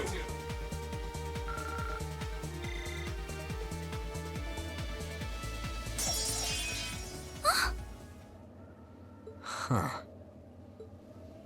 You actually did it. I sure wasn't expecting you to beat me one-on-one. You fought pretty well yourself. It couldn't have been easy to last as long as you did against me like this.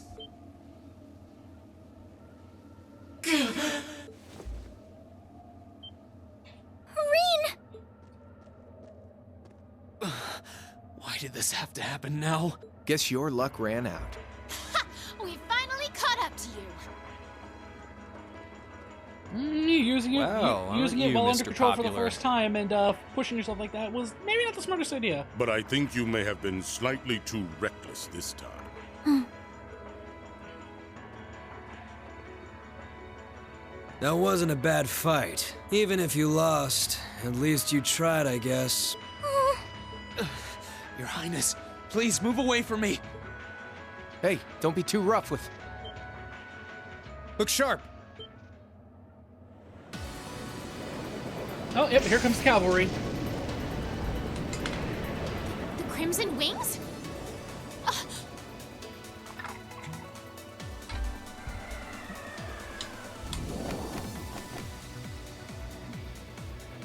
Oh, hey, the adults are here. What are you all? Sorry for the wait, Reem. Yo, we're here to save the day. You caught us all off guard back in Ymir. So this time, we opted to take the initiative ourselves. We meet again, severing chains. And I see you've brought the purple lightning with you. She brought more than that. Check out the Icy Maiden and that big shot arts user from the Bracer Guild. We couldn't ask for a more impressive group. Here it comes again. Here comes wave 2. Oh, there's the big guns. Your lordship. Uncle Victor!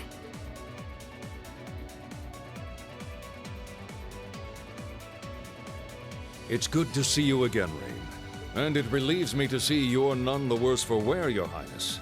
Ugh! The Radiant Blade Master is here too? Huh. Well, you're strong. Very strong. That's quite the nod, coming from the blazing demon himself. I can see now why you're considered one of the fiercest in Ouroboros, and why some even claim you to be the Steel Maiden's equal. Well, I know who I'm gonna be fighting. Don't you go forgetting about us now. Ah, here's the big guns. You're all here too? Are you okay, Reem? Looks like we've landed in the middle of something pretty crazy. And not a moment too soon. You came! Glad to see you're all right. Took you long enough, Olivier. You certainly seem to have kept yourself busy. Enjoying your scandalous elopement with Reen, are you? Oh, he gave me the time of my life. You guys were having that much fun, huh? And with our princess, Reem? I can already hear Machias. Reem, you lucky I mean, how dare you? To think we were so worried about you. You're not supposed to take it literally. So this is what you threw me out of Valimar for? Doesn't look very fun. Crow, you're here. It feels like it's been ages since we last saw you. You're looking spiffy, Crow. I'm hanging in there. Just casually chatting it up. Sure wasn't expecting all of you to show up, though. How are we even gonna settle this? That is the question, isn't it? I'd roughly estimate both sides to be of equal strength. Yeah? So we'd probably just end up at a stalemate, huh? Well, that doesn't sound like much fun at all. What say we just forego the fighting and have ourselves a party instead? Ha ha ha! I could never turn down a party! That sounds simply wonderful. I'll bring the booze. Ah! No, no, no! Can't one of you take this a little more seriously? Nope. This is getting us nowhere. Oh, yep, here we go. Hi, Granos. Look who decided to show up. Krianos, Vita. Hi, Vita. Welcome aboard the Pantagruel, Emma. Your overall ability as a witch might still be lacking, but that transportation spell was exceptional. I must apologize for the untimely intrusion. As displeased as a few of you might be by the idea, I think it best if we let one another peacefully go our separate ways this time. I'll be the one who bears the brunt of Duke Cayenne's anger. Vida. Can't say I understand why we should. It's not our place to question the orders of our clients. Whatever. Gives me something to look forward to later.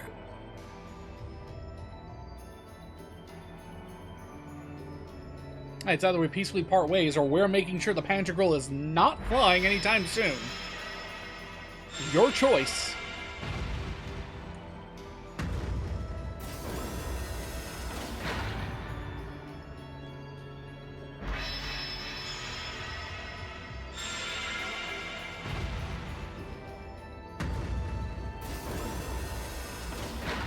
Okay. See ya, Fee. Next time we meet, it will be as enemies.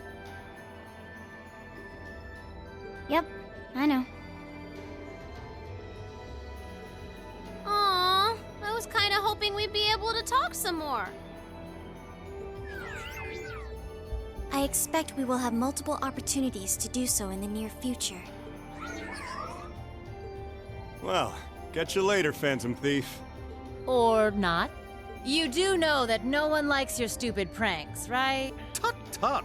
There's no need to be so harsh. It's a shame we couldn't resume our debate on the nature of beauty this time, my most worthy rival. I could wax eloquent about beauty till I'm old and gray, but honestly, I think it's about time we settled things between us. Next time we meet, Radiant Blade Master and his daughter, it will be to battle. Well, I certainly have no objection to that. You seem to bear some manner of ill will against my household. I don't know your reasons. But should we be granted the opportunity, I would gladly settle things with you in battle. Yes, well, let's not be too hasty. I can wait. Guess that wraps things up for now. You've definitely grown, but you've still got plenty of room for improvement, especially when it comes to piloting Valimar. So unless you're up for another beatdown, I suggest you get to work on fixing that. Yeah, I know. Oh, and just to confirm, you were the one who told Toval where I was, right? 2 days ago, I got a call out of nowhere on my Arcus. They gave me this crazy amount of detail on exactly where to find you, then they just hung up. Didn't even say who they were. Oh, now that you mention it, he does have the same voice as that mystery caller. I did think he sounded familiar. It must have been because I'd heard it during your concert at the festival. Damn, looks like the jig is up. You really did that? Oh, Crow, there's no shame in admitting that you care, you know.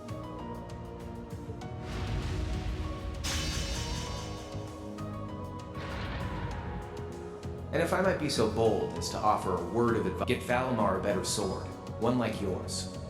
If you think you're such hot stuff you can beat me without your 8 leaves training, you're in for a world of hurt.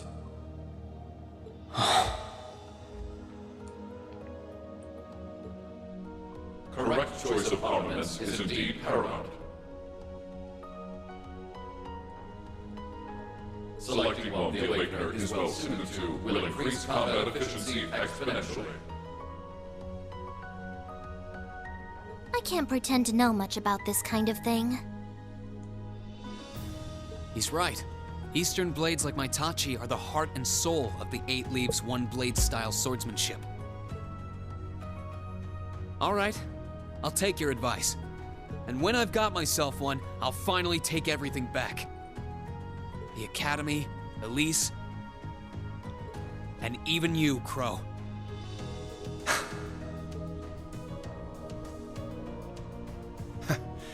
If that's how you want it, I'd like to see you try.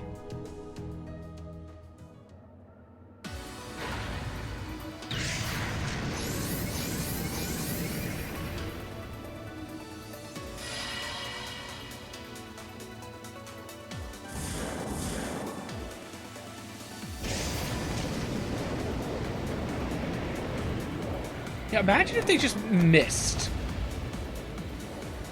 Just imagine if they flat out missed their landing. That would be quite the free fall. Courageous! Full speed ahead! Commence retreat from this airspace. Oh, those are familiar voices.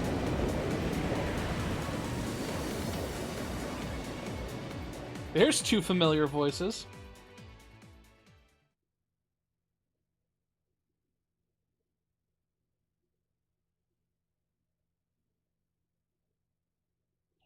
Alright, we're done with the intermission. On to Act 2.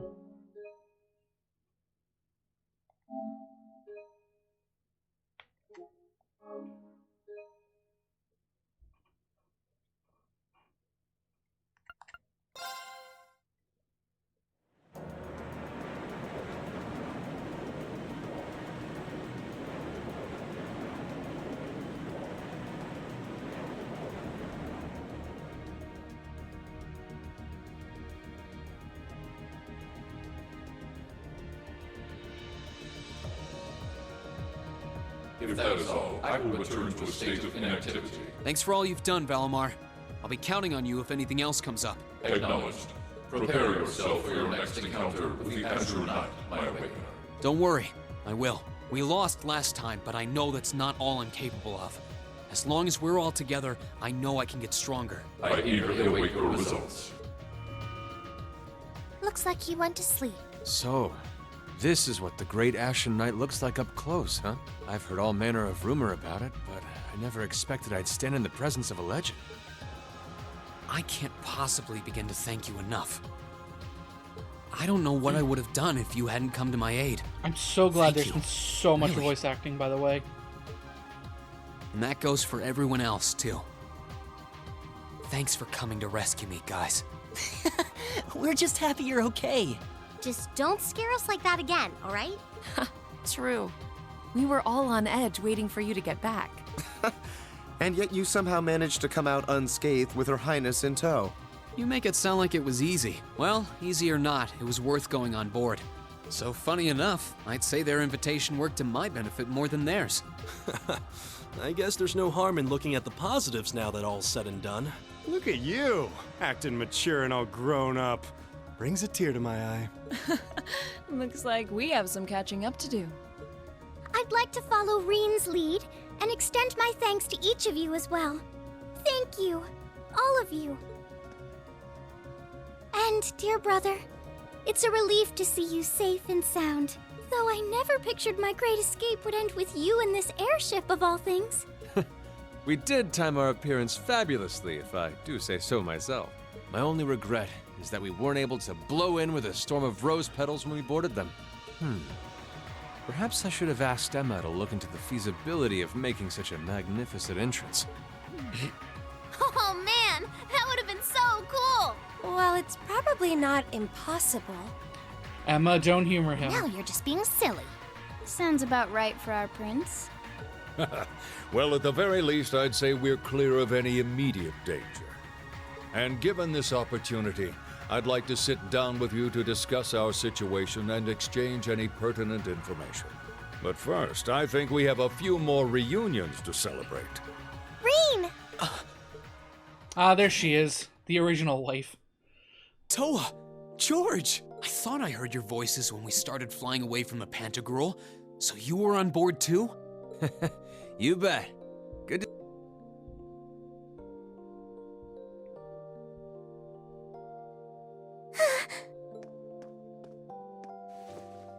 Whoa! It's really you. You're really okay. No sooner had we found out that you were still alive, we got told you had been taken by the Alliance. We've been so worried about you. Replace we with I.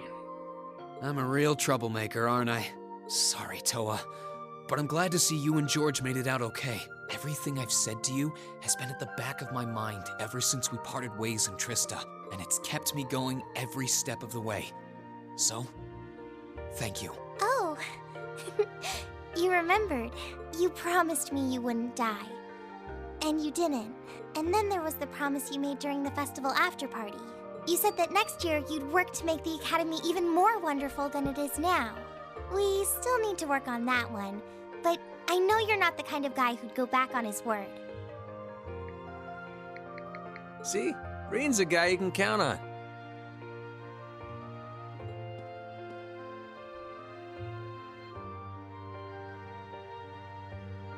Nice to see her holding up okay. Still can't believe you made it through all that fighting in Trista in one piece, but... well, here you are. Good to see you again, George. But how'd you two end up on the Courageous to begin with? We'll bring you up to speed once we all sit down for our meeting. There's a conference room on one of the upper floors. We can meet there when you're ready.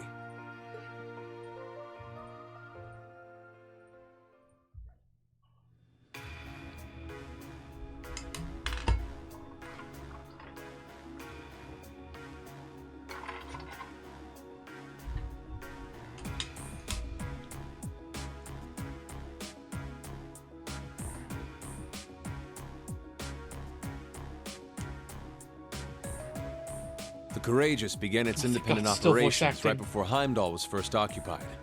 I realized what the Alliance was planning, so I gathered a skeleton crew, met with Viscount Arcade, and we hurried straight to Trista, where we found your classmates locked in combat with the Azure Knight. I see. That explains why you were in Trista. I shudder to think what would have happened if not for the Courageous's timely appearance.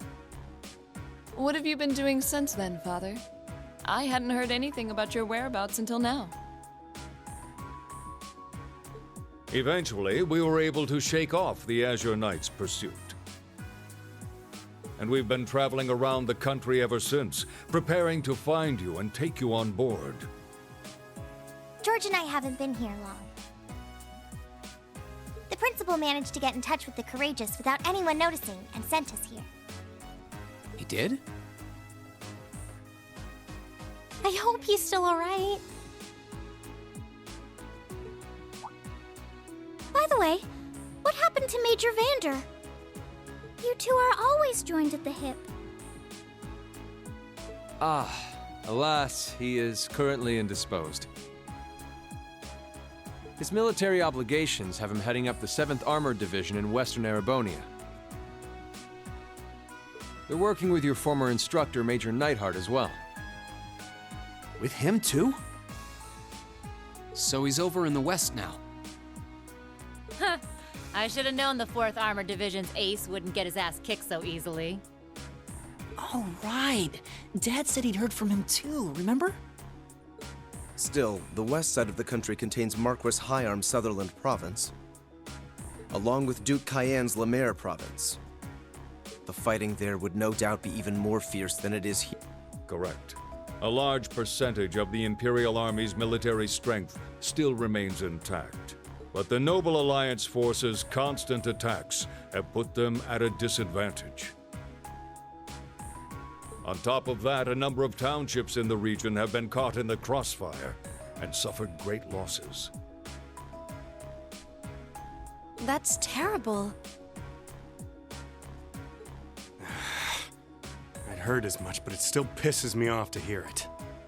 With the 3rd and 4th Armored Divisions occupied on the eastern side of the country, one can only assume the Noble Alliance intends to use that as an opportunity to crush the forces in the west. Yeah, but they're not stupid. I bet the army in the west is putting up a pretty good fight by themselves. It's too early to call things just yet. An astute assessment. The situation in the Western Theater could change at a moment's notice. Right. But that means we're uncertain what course to pursue now. And having said that, we have a question to pose to all of you. The question, really. With the whole of the Empire caught in the throes of civil war, What exactly do all of you intend to do from here on out? Us? We were in the midst of discussing that when Reen was taken to the Pantagruel, in fact.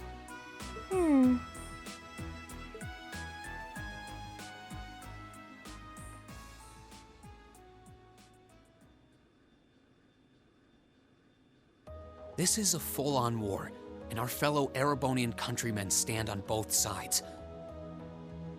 No one here is delusional enough to think that a group of students like us are capable of stopping it by ourselves. Still, during our field studies, we found ourselves up against the problems this nation faces again and again. And because we have that experience, I believe there's a place for us to change things in all this, a part only we can play. We may not be able to compete head-on with the Alliance, but together, we can move things in the right direction for Erebonia as a whole. That was wonderful, Reen. Still, we aren't all gathered here for the same reasons. Be it rescuing Elise or settling things with Crow, we've all got something that we personally want to accomplish. But accomplishing those things won't be possible with the situation as it stands. And that's why, no matter how stacked the odds are against us, or how fierce the fighting becomes, we want to put everything we have into making all the difference we possibly can, in whatever way we can. I think I speak for everyone in Class 7 when I say that. You bet! I agree completely. We may all come from different walks of life, but this time, that can work for us. Exactly. We have something no one else does, and because of that, we can do things no one else can. And what kind of class would we be if we didn't take advantage of that to protect the people and things we love? As well as find our own answers to the questions we have looming over us. As Reen said, however big or small it is in the long run, we have a place in this war, and we have every intention of following it. Sounds like it'll be a pain, though. No biggie. We're Class 7. Throw in a few of Reen's trademark speeches and we're raring to go. Look at you kids. You all sound like you've really thought long and hard about this. That's the Class 7 I'm proud to serve. And you guys aren't the only ones who feel that way. Everyone at Thor's has something to bring to the table. Remember the Academy's motto? Arise, O youth, and become the foundation of the world. Oh, yeah, that's right. That was what Principal Van Dyke said to us at the welcoming ceremony. The words of Dreichel's the Lionheart serve to inspire us to this day, it would seem. Of course. They ring as true as ever. It's like you didn't even have to think about it. You guys just knew.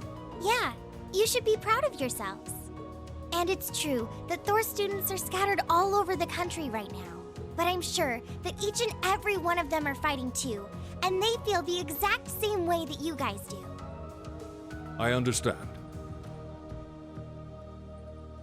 Your Highness. Indeed. I figured you would have already given it some thought, but I wasn't expecting such a stirring conviction. But I think this at least settles the matter of what course to take. If you would do the honors, Captain. As you wish.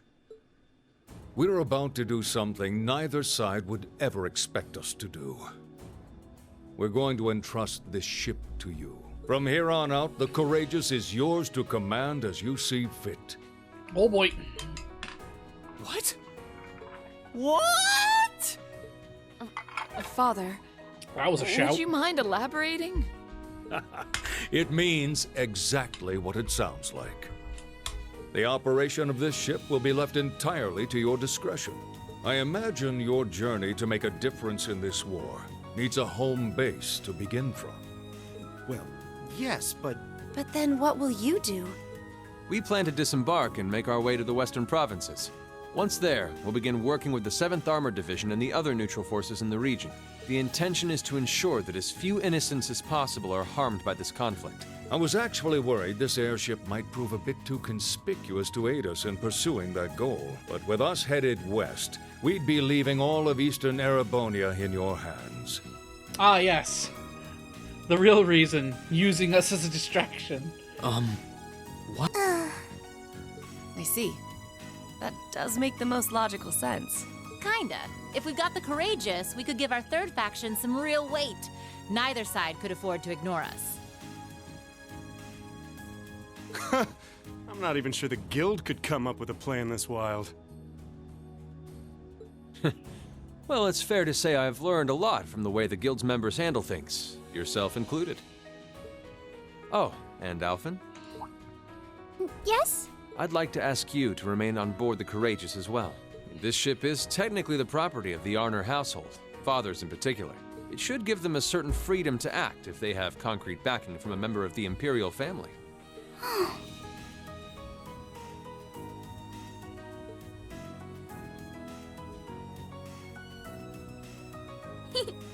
I'd be happy to. Henceforth, I, Princess Alphen Rice Arner, will guarantee the legitimacy of their actions. Give me 1 second. How's it going? Doop and doop and doop. Sorry, I do take care of something real quick. How's it going, Fox? Yeah, Crow's backstory is he's definitely one of the more impactful stories when it comes to some of the members of Class 7. If we're talking about this game's Class 7 specifically, not going into details later, I would probably say Fees and Milliams are the next two. I would love to hang out with most of the villains, with most of the villains that we interacted with on the Pantagruel. Vulcan definitely sounds like he would have a lot of interesting stories to hear from. Blue Blonde stories, while definitely tiresome eventually, would be interesting. McBurn just seems like a chill guy to be able to hang out with. And then Leo and Zeno are definitely two just dudes that would be fun to chill with.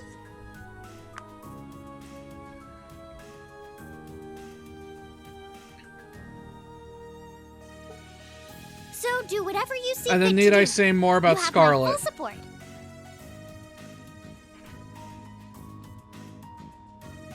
Thank you, Your Highness. Wow! We're truly honored to have you with us. No turning back now. Yeah, seriously.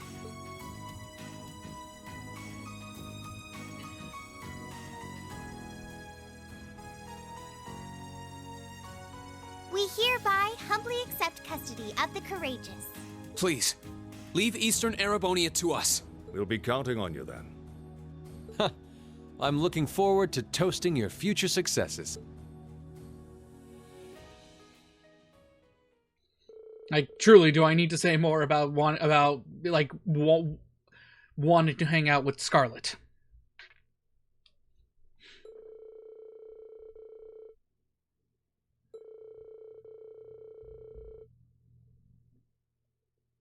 Like, the only ones I wouldn't want to hang out with is, like, Duvally. Duke Cayenne is just a punching bag.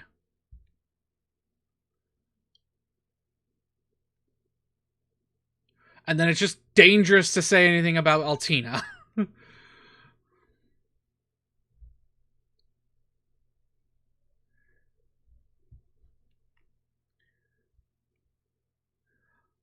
If you're referring to backstories, yeah, that pretty much adds up. If anything, maybe switch, like, Elisa with Emma once we get to learn even more about Emma in 3 and 4.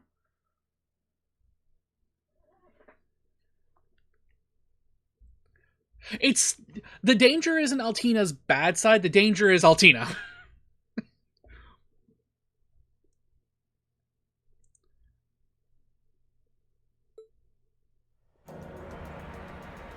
The danger is the judgmental eyes of saying, I would like to hang out with Altina.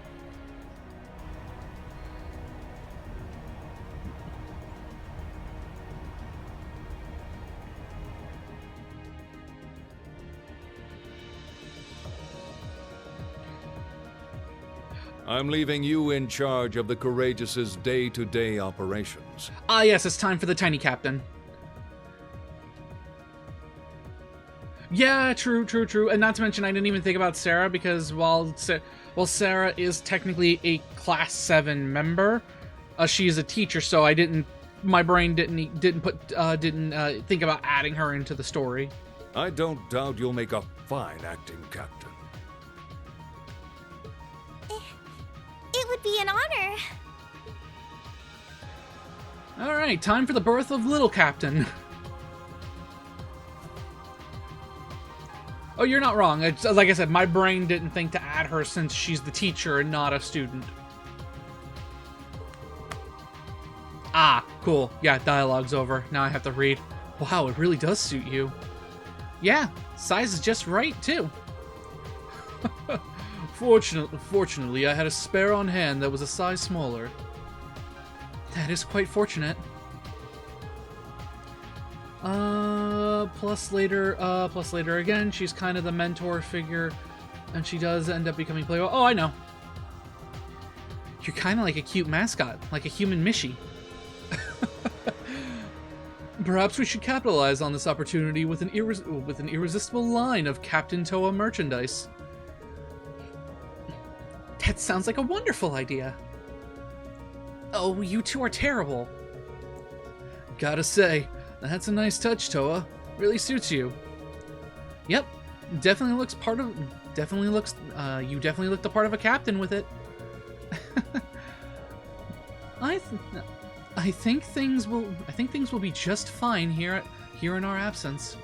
Yeah, you guys won't be needing us around much longer. One of these, but this part specifically depends on your bonding points. One of these three characters. Yep, I know. I have a guide up on the side. So, you guys are taking off then? You'll be disembarking together with Father, yes? Yeah. It was nice to help out until you guys got back together again. But now that you are, there's no use in me sticking around. With the situation to the west, what it is, I've decided to help out over there instead. I intend to return to commanding the RMP. I believe that's the best way I can contribute to bringing this war to an end. We understand. Bye-bye, Claire. If you bump into Lecter somewhere, make sure you say hi to him. I'll be sure to do so. I've been entrusted with a number of research tasks by Chairman Arena, as it so happens. So this is farewell for now. That doesn't sound shady at all. But, well, stay safe, alright? Whether you're a member of Ouroboros or not, it'll never change how you're our family's made. Oh my. I'm touched to hear you say so. Please, my lady, take care of yourself. Still, let's keep in touch, okay? I'm gonna keep gathering as much info as I can through the Guild's intelligence network. It's not like Erebony is the only place where strange stuff's going down now. True, I'm particularly concerned about what's happening over in Crossbell. You know, I completely forgot. When it was first mentioned she was a member of the organization. It would be... I think it would be when she first shows back up. I don't think it's mentioned at the end of Cold Steel 1. I think it's first mentioned when she shows up to save you in the fight between Blue Blonde and Altina.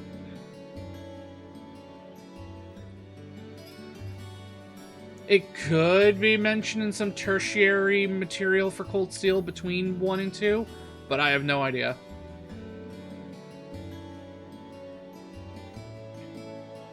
Anyway, I'll leave that to you. Give my regards to Miles. You know it. Thanks for everything that you've done for us. I'm sure that we wouldn't have been able to come to this if not for your help.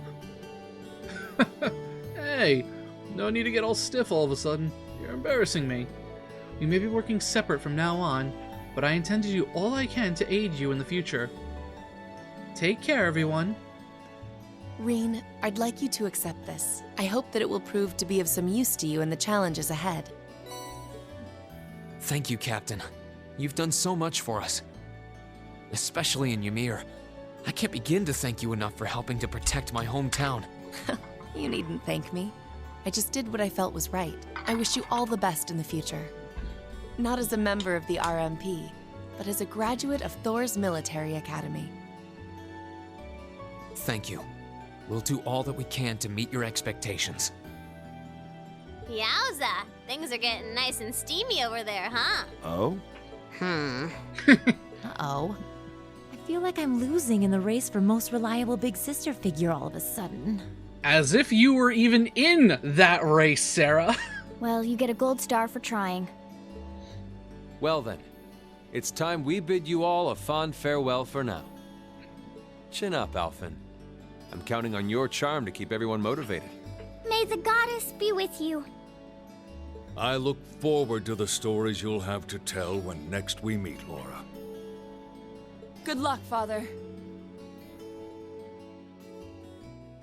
Well, that answers which character I was hanging out with most.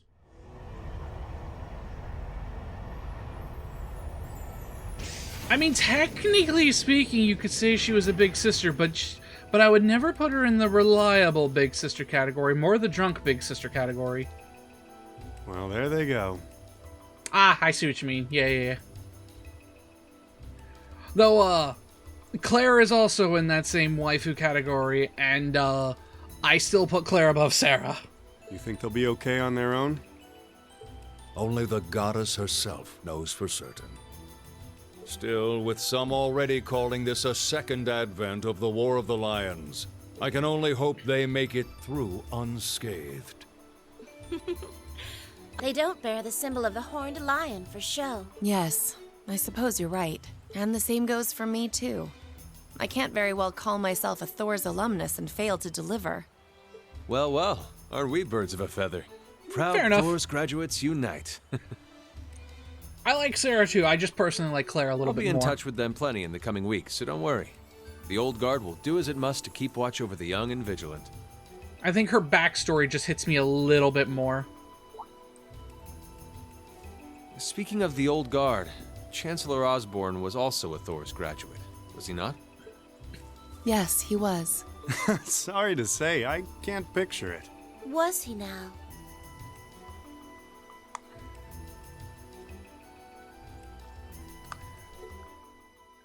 I mean, to be fair, yeah, Olivier should, you would think that Olivier would be, hitting up fucking the Skies team and, getting them to help out. I'd like to express my condolences to you while I have the chance. Like, I kind of feel Yashua would have been a very big help, at least, in this situation that's going on right now. I'm afraid I never had the chance to truly get to know him. But there's no doubt in my mind that he was one of the greatest men of our time. Thank you. Still, it must be tough for you with Heimdall under the Alliance's thumb. Were you able to find out where his funeral was held? Actually... Captain? Is something amiss? It's just that I received a strange report on that very issue. I was told his body was taken into the custody of the Imperial Guardsmen when the city was occupied. But then after that...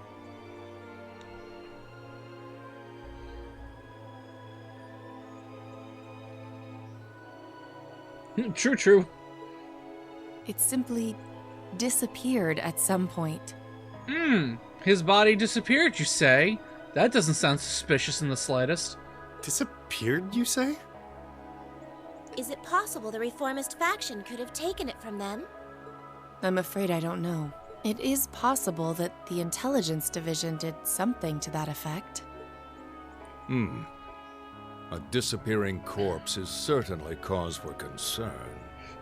It's difficult not to draw parallels with the Lance Maiden's sudden death following the War of the Lions. Unbelievable. I'm almost impressed how much trouble one man can stir up, even from beyond the grave.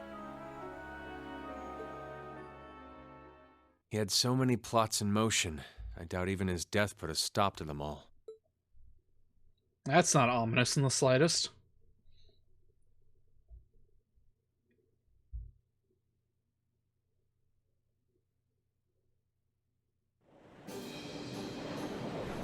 Alright, almost back in full control.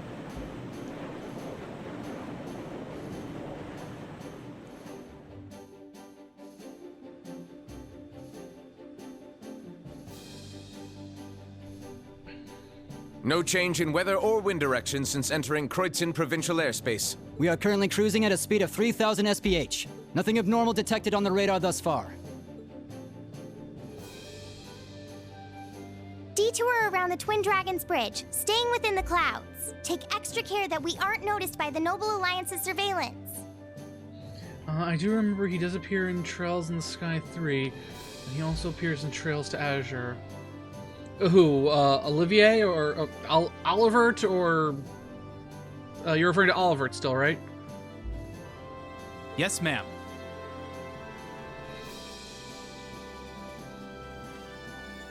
Oh, yeah, Osborne, yeah. Osborne, I remember he shows up in... I remember reading that he shows up in Sky 3rd chapter. And, of course, he shows up in Azure for the whole conference thing that's taking place. Wow. She's a real natural at this. Yeah, it's hard to believe she's only been in the position for a day. Indeed. She has proved a worthy captain in Father's place.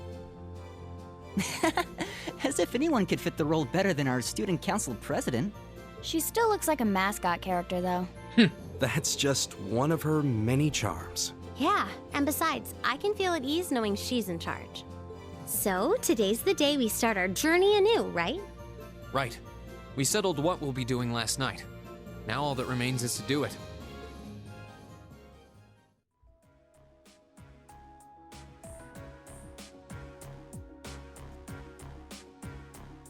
Hey, don't call me out like that. Toa and George should be able to handle the day-to-day running of the ship, so that's out of the way.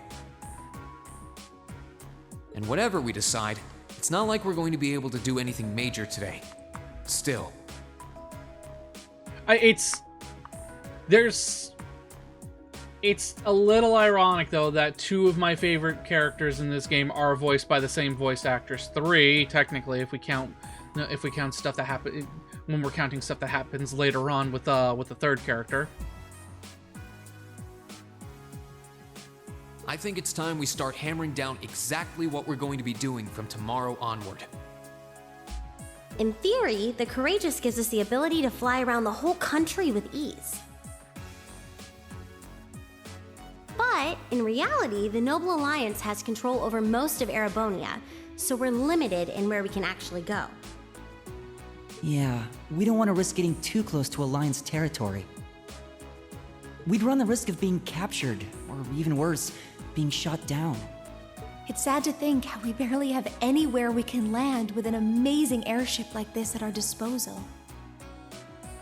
Care to share your thoughts on this, instructor? Oh, you kids can just do whatever you want. I lost the will to put in any effort after Captain Classy got off.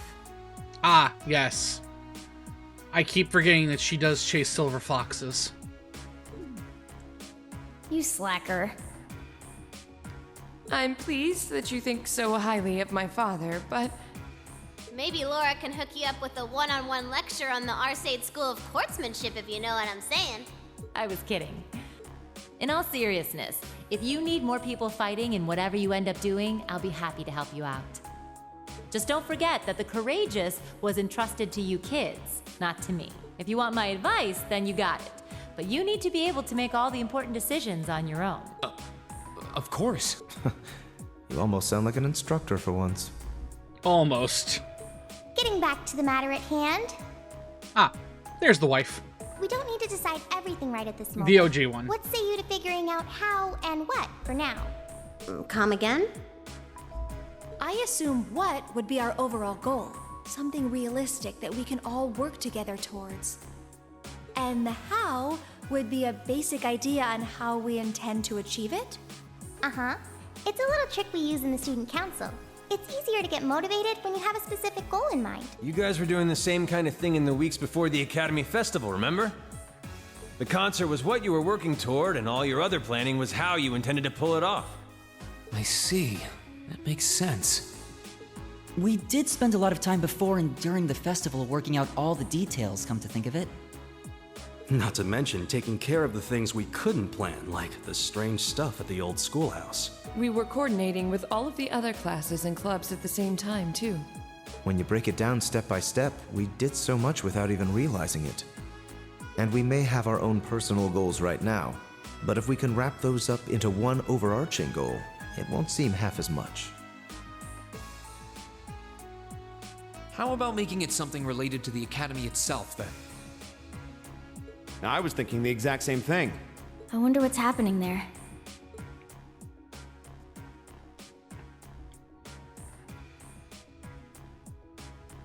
Toa, George. The Academy is currently under the Noble Alliance's control, right? That's right. The staff and students who are there are doing what they can, but... As you know, during the attack, a lot of the students managed to flee Trista and are now scattered across the country. Now, most of the upper-class students chose to stick it out, though. They've got no reason to fear the Alliance, being nobles and all. All right, then. I think our what should be taking back the Academy. That sounds good to me. The Courageous will serve as a good means of transport, but we'll need a proper base sooner or later. But with it, we can get a better look at the current state of things in Erebonia and try to reach out to those who are in need. And whatever information we learn along the way could bring us that much closer to liberating the Academy. Can't see taking it back going that smoothly, though. No doubt. It's near the capital, so its defenses are going to be rock solid. Still, I like it. What goal is more worthy of us than reclaiming? Indeed. Regardless of personal motivations, I can't think of an objective more fitting to us as a group. And if we actually manage to achieve it, the sky's the limit for us.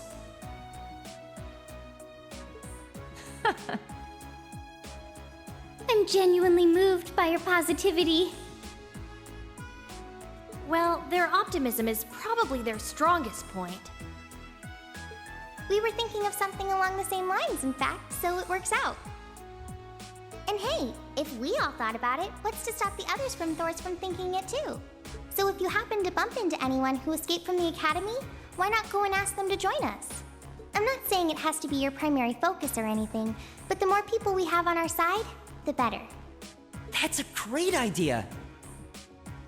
Yeah, we'll be sure to keep an eye out. We have about the bare minimum crew we need to fly at the moment, but it's not like this is their full-time job. I'm sure our current staff won't be here forever, so we're gonna need a few extra hands on board at some point. Ideally, we could have whoever's here now stick around long enough to train anyone we end up recruiting. I know our numbers are small right now, but the more people we can get on our side, the higher chance we stand of making Trista and the Academy our home again. And I don't know about you, but I get this weird sense of satisfaction knowing that we students are gonna be the ones to do it. I know the feeling, actually. Everything works for me. I'd say that's our how decided. Agreed. To wrap all this up, we'll use the Courageous as our base, and as a way to get a good idea of the current state of things in Eastern Erebonia. Along the way, we'll try to recruit as many fellow Thor students to help us out as we can, all for the sake of our primary goal: taking back Thor's military academy.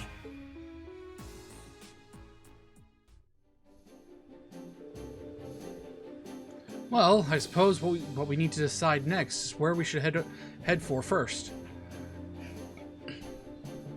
Yeah. We don't have many places we can go at the moment. But there's GLEGaming, Ymir, the Nord Highlands.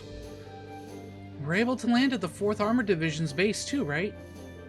Yeah. I asked Dad about that yesterday, and he's fine with it.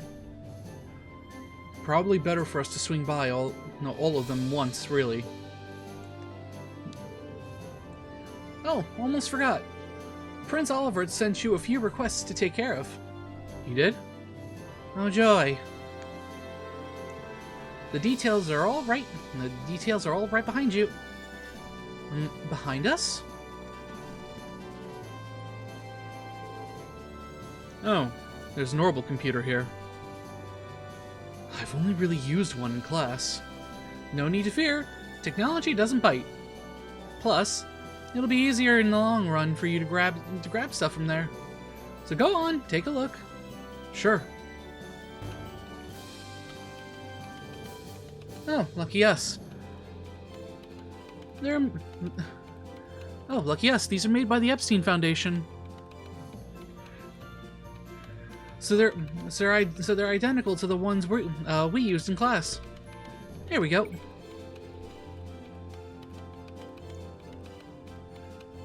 Something's popped up. So this is how everything's displayed. The Intelligence Division has some of these too, I think.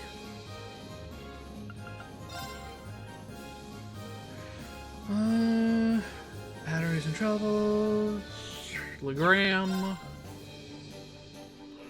A civilian was taken into protective custody. Camp. Speak with me at the camp for more details. I figured out where a few Thor students are. I know it's important to get them to join. But I just want to make sure our first years are safe. You'll be checking on Monica, Mint, Casper, Vivi. A large monster has appeared.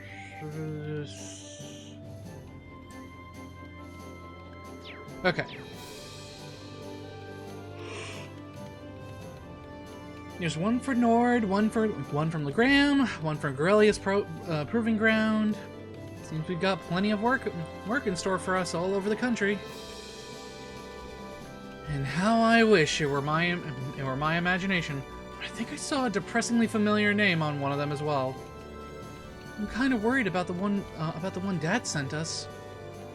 And I don't think we can ignore that unusual monster that's appeared in Nord either. Prince Oliver took the time to gather and send all of these to us himself? Wow. How do you manage to do that?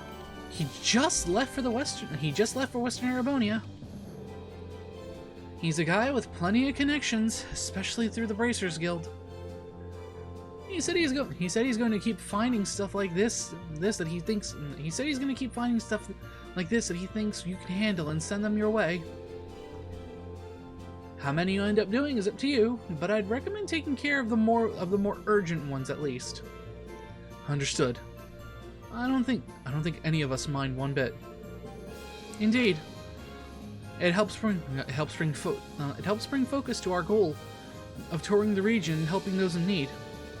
With that being said, I would assume checking the safety of our fellow Thor students is our top priority. I took the liberty of giving you that one myself. We're slowly getting information. We're slowly getting information in on where other Thor students could be. Anytime we find something, we'll update the computer, and who knows? Maybe they'll be willing to join us too. How convenient. I'm suddenly very grateful for those classes. Guess we'll be checking this thing pretty often. Well, I think that's almost everything. When you've decided where you want to go first, let me know, okay? Oh, and George is hard at work setting up an orbital factory in the ship's hold. So if you need any modifications made to your Arcuses or any quartz, you can sort those out there. While you're at it, it's worth checking out the other facilities on board too. It's not much now while we're short on staff, but I'm sure any student you recruit will get creative with their spaces. Might as well. Still, do you guys mind if we figure out who's going to be making up our active party when we disembark first? Actually, if we're doing that now, would you mind including me? I'd like to see the strange monster from the Highlands request myself. I don't mind at all. That sounds fair. I can come with you. I can come with if you need a hand too. You just let me know if I'm needed, okay? Thanks, instructor. Now, let's see. Obviously, fee.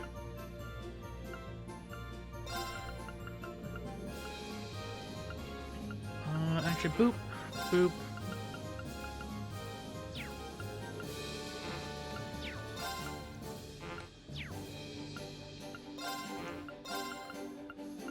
And yeah, we'll bring Elisa this time. Okay, let's get going. Right. Let's go, go, go!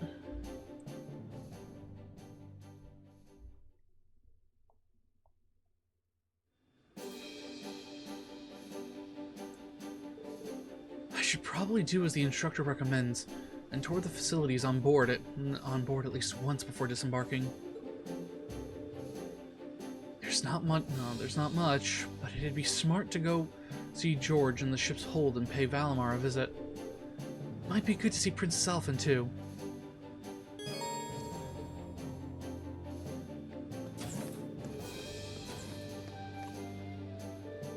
Oh, by the way, there's something I heard right before I left the academy that you might find interesting. Apparently, there's a number of second-year Thor students out there trying to fight the Alliance.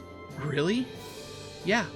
Supposedly, after helping the first years escape, they split up and spread out across the country. They've been on the move ever since, trying to set up Arcus relay devices wherever they can. Wow, I can't believe it though. Our second years are pretty tough.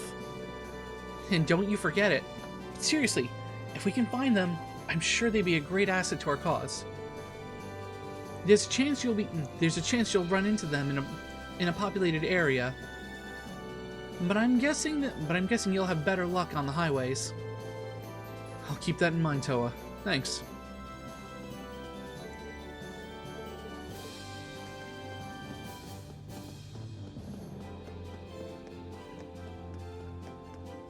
Alright, go this way.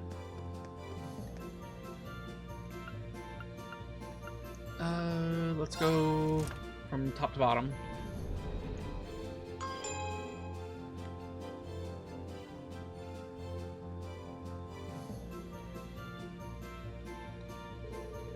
This floor has the conference room and the royal room.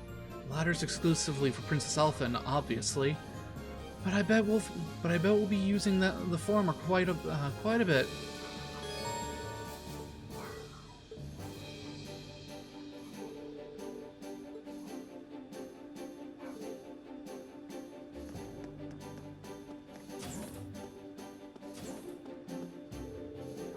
I certainly didn't expect this ship to be equipped with training facilities. I've been told that we're welcome to them should the urge strike us. However, the door is to remain closed when not in use. I can't imagine being given a more perfect set of wings. It's going to be difficult to repay Father and Prince Olivert for such an incredible gift. That's true. But we know where to start. There's a lot we can do. There's a lot we can do to better people's lives now that we can take to the air. Indeed, between our swords and our ship, I'm certain we can make a difference. And together, we shall do so.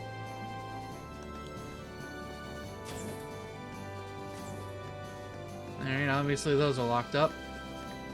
This is the conference room. Hi, Eustace. I take it my brother has already left the Pantagruel by the time... I take it my brother had already left the Pantagruel by the time we arrived. To be perfectly honest, I breathed a sigh of relief when he didn't come out to meet us. After all, now I can see the gap between the two of us more starkly than ever. We wouldn't stand a chance as we are. Eustace? I've never seen him this completely drained of his confidence. Having this ship in our possession is like having a sword dangled over our heads. The day will come when we have to face him. We're nothing to him now. But if we use what time we have wisely, perhaps that won't be the case next time. We can beat him. Don't lose hope.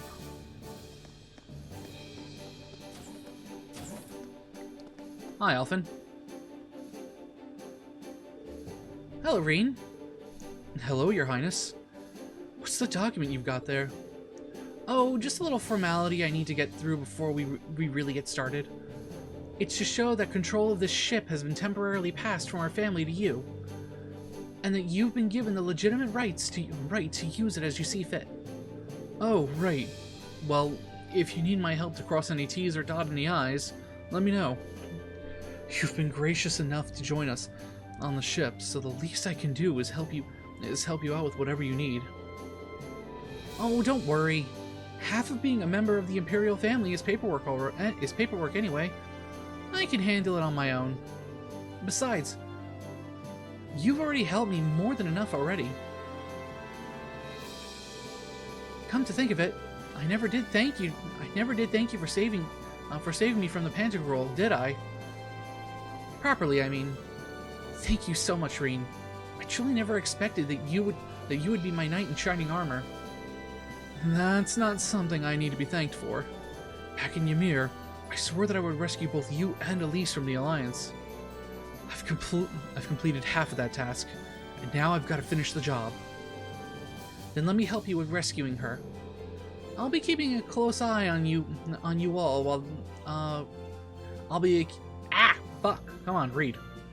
I'll be keeping a close eye on you all the while. No, I'll be keeping a close eye on you all the while to see if you're really Order of the Phoenix Wings metal material. What's that? What's this now? It's a very exclusive honor that my family only awards every few years to people who are really deserving of it. There are 3 medals in all: charity, love, and strength, awarded to people who exemplify said virtues. It just so happens that as a ship of the Imperial family, we have some of those medals on here. So I have them to give. That's remarkably convenient. So if you demonstrate your worthiness for any of those medals, I'd like to give them to you. Though in your case, I'm sure it's more of a matter of when than if. I don't know if I'd say that. Still, it can't hurt to try to live up to those lofty expectations. But medals or no medals, the most important thing to me right now is rescuing Elise. And helping you reunite with your family, too. Of course!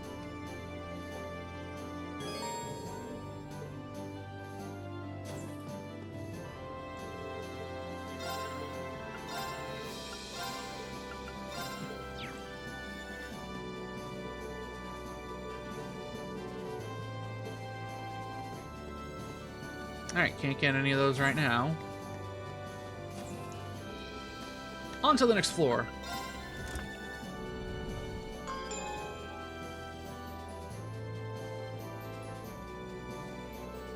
You can access the front and rear deck from this floor, and it's where the shops are. I'll probably see a lot of this place.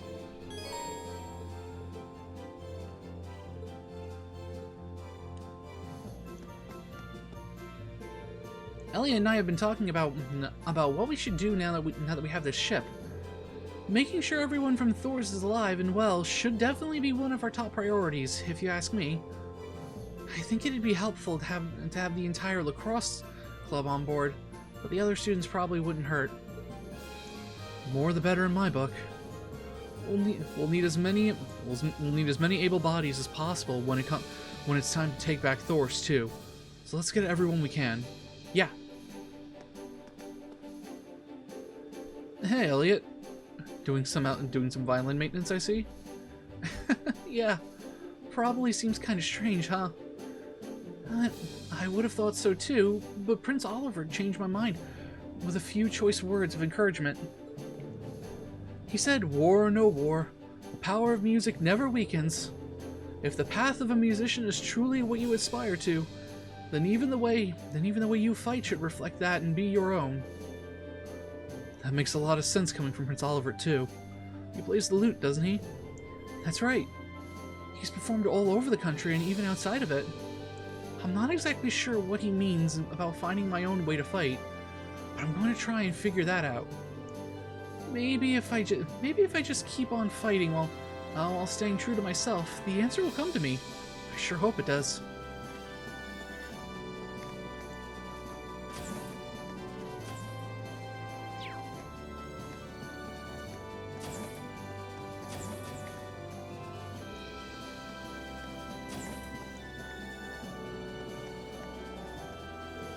Oh hey, It's that hawk again. Zio, right? Yep. I was surprised to see him too, but he must have decided to find us. He seems happy to see that we're all together again. That makes two of us. My people revere hawks as sacred birds. So I think his being here is a sign that this ship has the wind's blessing. The skies may be vast, but with the winds looking after us, we should be able to fly them with ease. And I'm even happier to have Zio here.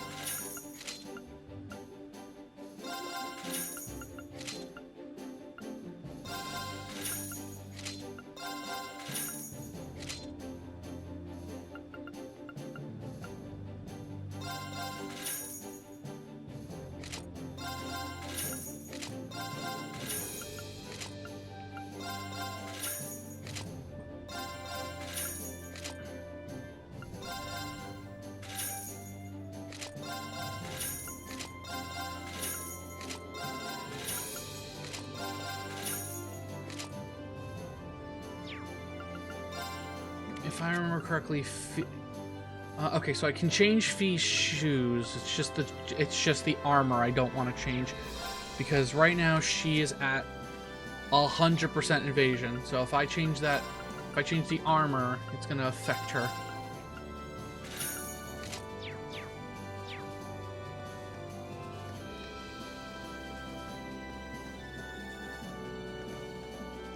Okay, everything else is locked. No one is on the rear deck. Alright, on to the next floor.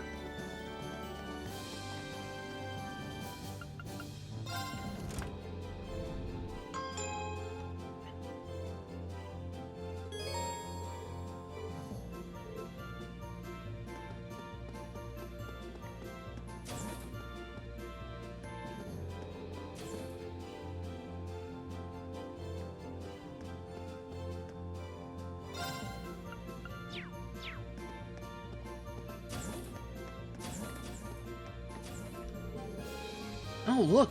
It's Mr. Do-It himself! Guess you're too cool to care about the potential risk of kicking your support out of the core, huh? Talk about holding a grudge. Hey, I'm sorry. Really, I am. You better be. Just make sure it doesn't happen again, you hear me? Sure, Emma's got most of my attention now. But when you're fighting in Valimar, I'm your support. I need to see just what you two are capable of. So don't count me out. So don't count me out yet. I can live with that. Well, make sure you don't start getting ahead of yourself. Aw, someone's worried about me. What a well-stocked infirmary. All the usual essentials like medicine and bandages are here in ample supply. That's good to know. As much as I hate to say it, we'll probably end up needing all of that. After all, we're dealing with a war here. Even I'm not optimistic enough to think none of us will ever get hurt. That's true. That's true. Hopefully we'll be able to avoid losing anyone, even ignoring the tragedy of it. A loss like that would make taking on Crow and Vita nearly impossible. Yeah, you're right. There's another good reason to stay alive.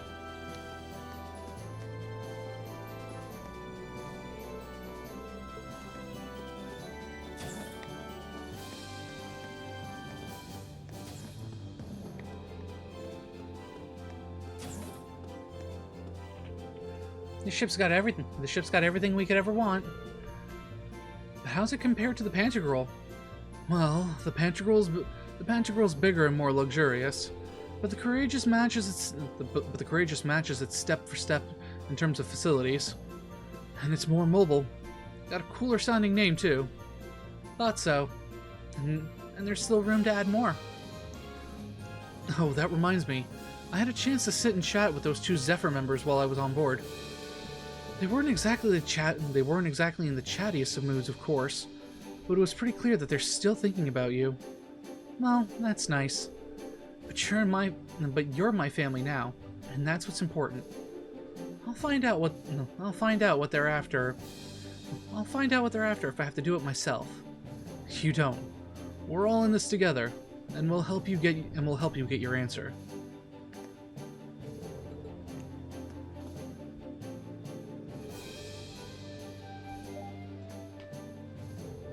The ship's so fancy. There's so much to see, I can't even decide where to start. I mean, I would, if this thing had a chef. I was hoping for some tasty grub. Well, we're flying with the skeleton crew right now. Chefs aren't exactly essential on a ship compared to, say, engineers. But that's why we need to get to work on recruiting students. The more we get, the better the courageous. Makes sense when you put it like that. Makes me kind of jealous of the nobles, though. I bet the Pants Girls got some real top-class chefs on board. They gave you some super fancy food when they took you on board, right? How was it? It's not like I could really enjoy it that much, given the whole hostage thing. Oh, I guess it couldn't hurt to ask. Have you heard of something called the Black Workshop before? Huh. Hold on. Who told you about it? I figured she might know. That Altina girl mentioned it to me. She said it's the place she belongs to. She also said they loaned her to the Alliance. Just what kind of place loans someone else a girl? How much can I say here? Is the confidential info in their intelligence division file enough? That sounds like stuff you shouldn't be telling me, but sure. Well, we don't know where it is or anything, but it's a really unique arms workshop. They make weapons to order, but one thing they have in common is that they're all super powerful and super hard to use. You know, for terrorists, high-level Jaegers, customers like that. The huge rifle Crow used to shoot Gramps was probably made there too. You think? Well, it was designed to hit a target over 3,000 ARJ away with pinpoint accuracy. That's pretty nuts. Claire says it's the same one he used when he faked his own death back at the mine too. But if they did make it, I wonder if that means they're allied with the But if they did make it, I wonder if that means they're allied with the Alliance. That's a lot to take in. But why would a girl like Altina be affiliated with a place like that? Then there's that Clown Soleus of hers that's basically her personal Ergetlum.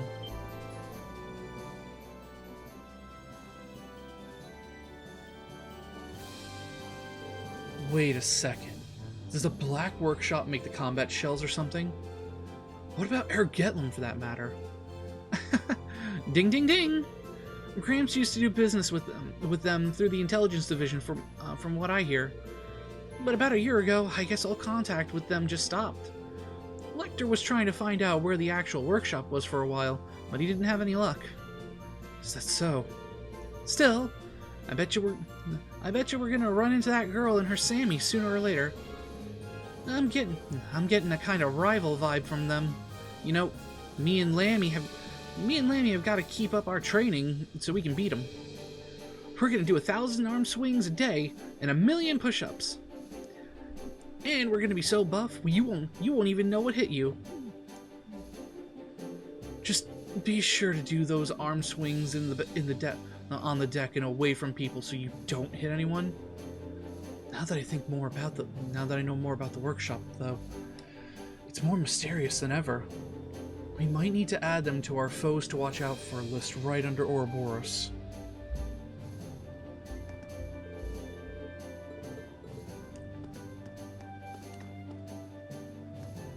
Oh, did I go here yet? No, I didn't.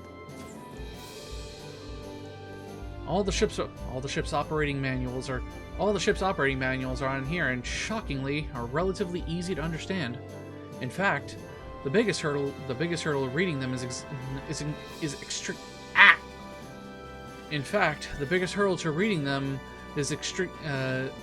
extricating all the other books that have been jammed in here. I think we can blame that on Prince Olivert. He doesn't really strike me as particularly organized. Given the state of the game room across the hall, I'd say that's sugarcoating it.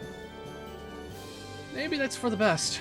I was pretty nervous when I heard that we'd be looking after a military ship. But after seeing the state the prince left it in, the pressure's off. Yeah, maybe this was all deliberate. Like he's sending us a message saying that it's okay to relax and unwind sometimes.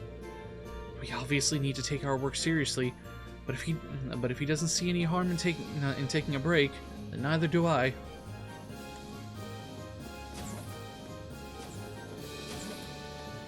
Alright, no one's in here, and that room's locked. On to the hold.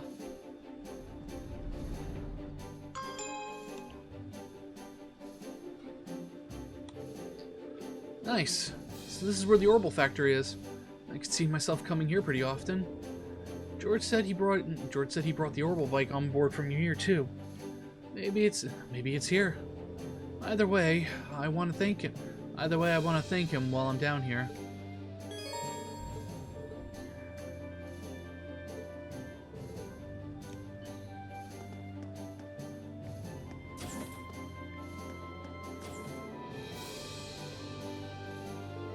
Hey George, everything doing okay here?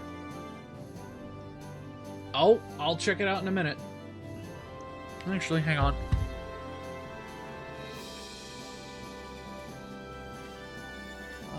Where is... Mute that.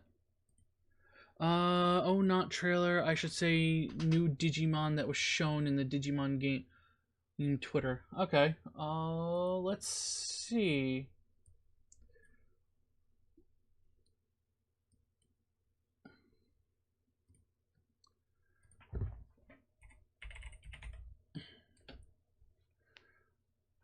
With the Will probably shared it. No, they didn't.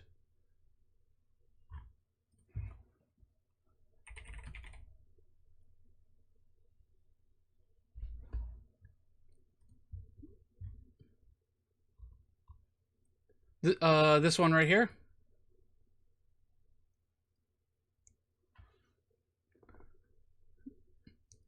Okay, so so what was that? Mojimon, I think was his name, or Manjimon, one of them. That's cool though that he's in here because I haven't seen him since, you know, the OG Digimon. So that's nice to see that he's added.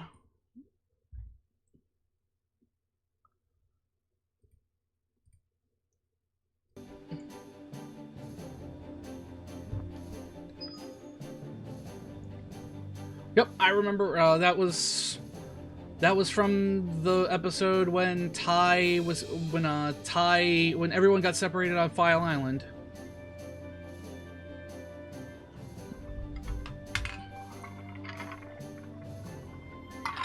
Because my Otismon was a little not my Otismon, excuse me.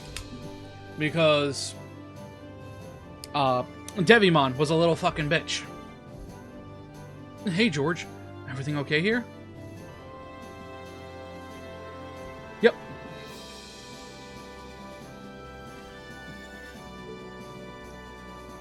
Yeah, the Orbital Factory is all ready for use. So if you need any work done on your orbments, don't hesitate to let me know. Thanks. I'm sure we'll be taking you up on that very soon. By the way, you're the one who brought the Orbital bike on board, right? Guilty as charged. I figured it'd come in handy at some point. It was still in good condition thanks to Eustace. But I did make a few modifications to it. Modifications? Like what? Oh, I changed a few parts that so that they'll be better suited for riding off the road. So now you should be able to ride it on rougher terrain. Feel free to take it for a spin anytime. We can ride whenever we want? Really? Really? Even if it were to break down or something, it wouldn't be hard to come and collect it with the courageous. So go ahead and have fun riding it anywhere. Thanks. I've got a feeling it'll come in handy. And to be honest, just the thought of getting to ride it around all over the country gets me excited. Angelica would be proud. Oh, just one thing about the sidecar we added to it. It was roughed up pretty badly during the attack on the academy. Sorry. I can fix it for sure, but it's gonna cost a lot of mirror to buy all the materials. So you'll have to go without it for a while, at least until we have the funds to repair it anyway. That's a shame. It is. What can you do? Oh, one other thing about the bike. What would you say to giving it a brand new paint job? A paint job? Yeah. I saw this special feature in an automotive magazine about painting those recently. Thought it might be kind of fun to give it a shot ourselves, you know. We've got the perfect test subject. I can easily set up a station over there. Why not give it a go if you're interested? I see. It does sound interesting. Yeah, I'll give it a shot once. I'll give it a shot once you're all set up. Sounds fun. But yeah, I gotta finish my playthrough of Cyber Sleuth eventually. I got time though, because I'll get that done before Time Stranger drops. I'm not that far off from finishing the game anyway. Probably 2 long streams and it'll be done.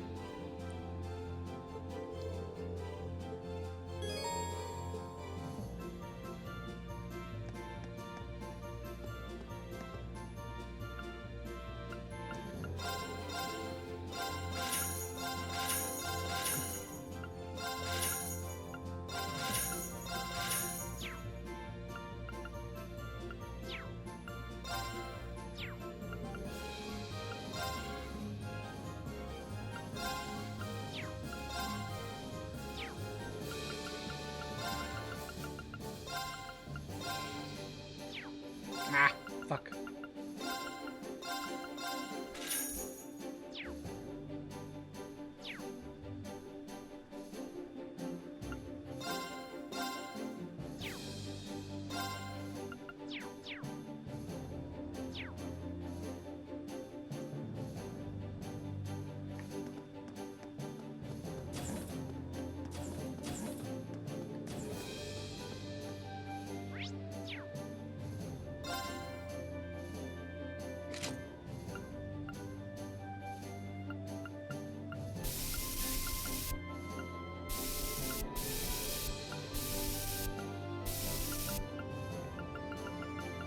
Let's go with dark coloring.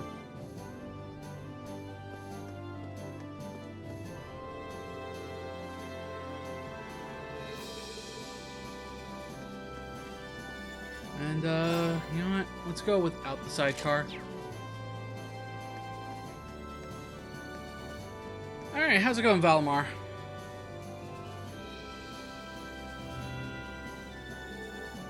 Greetings, Awakener.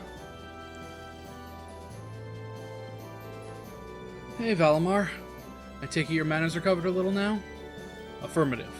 It stands at 50% replenished. I see that a new power has awakened within you as well. I don't know if I'd call it new exactly. This power has always been within me. I just didn't understand what it was or why it was there. But thanks to everyone's help, it finally feels like it's a part of me. If that makes any sense. Still, I need to keep practicing using it. I can't have a repeat of what happened aboard the Pantagruel. You appear to be aware of your own limitations. Much like how you learned to better synthesize with me. No, much like how you learned to better synchronize with me through practice. Humans must improve their specifications through similar means. You need only to work towards improvement to gain optimal proficiency for the battles to come. Huh. Yeah, I suppose you're right. I can't help but feel that one day, this power will be useful to me as an awakener too. I won't be able to use it all. I won't be able to use it all the time, but I'll do what I can to get better at making use of it. I look forward to it.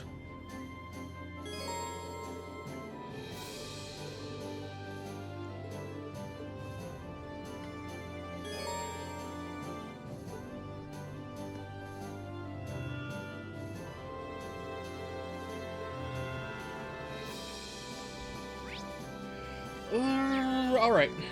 I think I'm gonna end things off here. I know it was mostly just cutscenes galore. Not the first time I did a 3-hour mostly cutscene stream. But it do be what it do be. I'll be back tomorrow, usual time. If you'd like to stay up to date on when I go live, who I go live with, what I'll be streaming, and all of that, do go give me a follow over on the social medias, Twitter and Blue Sky. I post what I'll be playing and all of that there. I also post updates on whether or not my streams are going to be getting canceled, if things change, and everything else. If you joined the stream late and like to see how everything happened earlier, go give my YouTube channel a subscribe. Right. I post the VODs for the streams the day after I stream them, around 2:30 p.m. Eastern Time. So yeah, I should be back tomorrow around 2:30. If I said I post the VODs at 2:30, excuse me, I post the VODs at 12:30 Eastern Time. I should be back sometime around 2:30 p.m. Eastern Time tomorrow, hopefully. If not, somewhere around the usual time, between 2:30 to 6 p.m. So yeah, with that all being said, as always, I do thank you all for coming, and I will be back tomorrow. Bye-bye.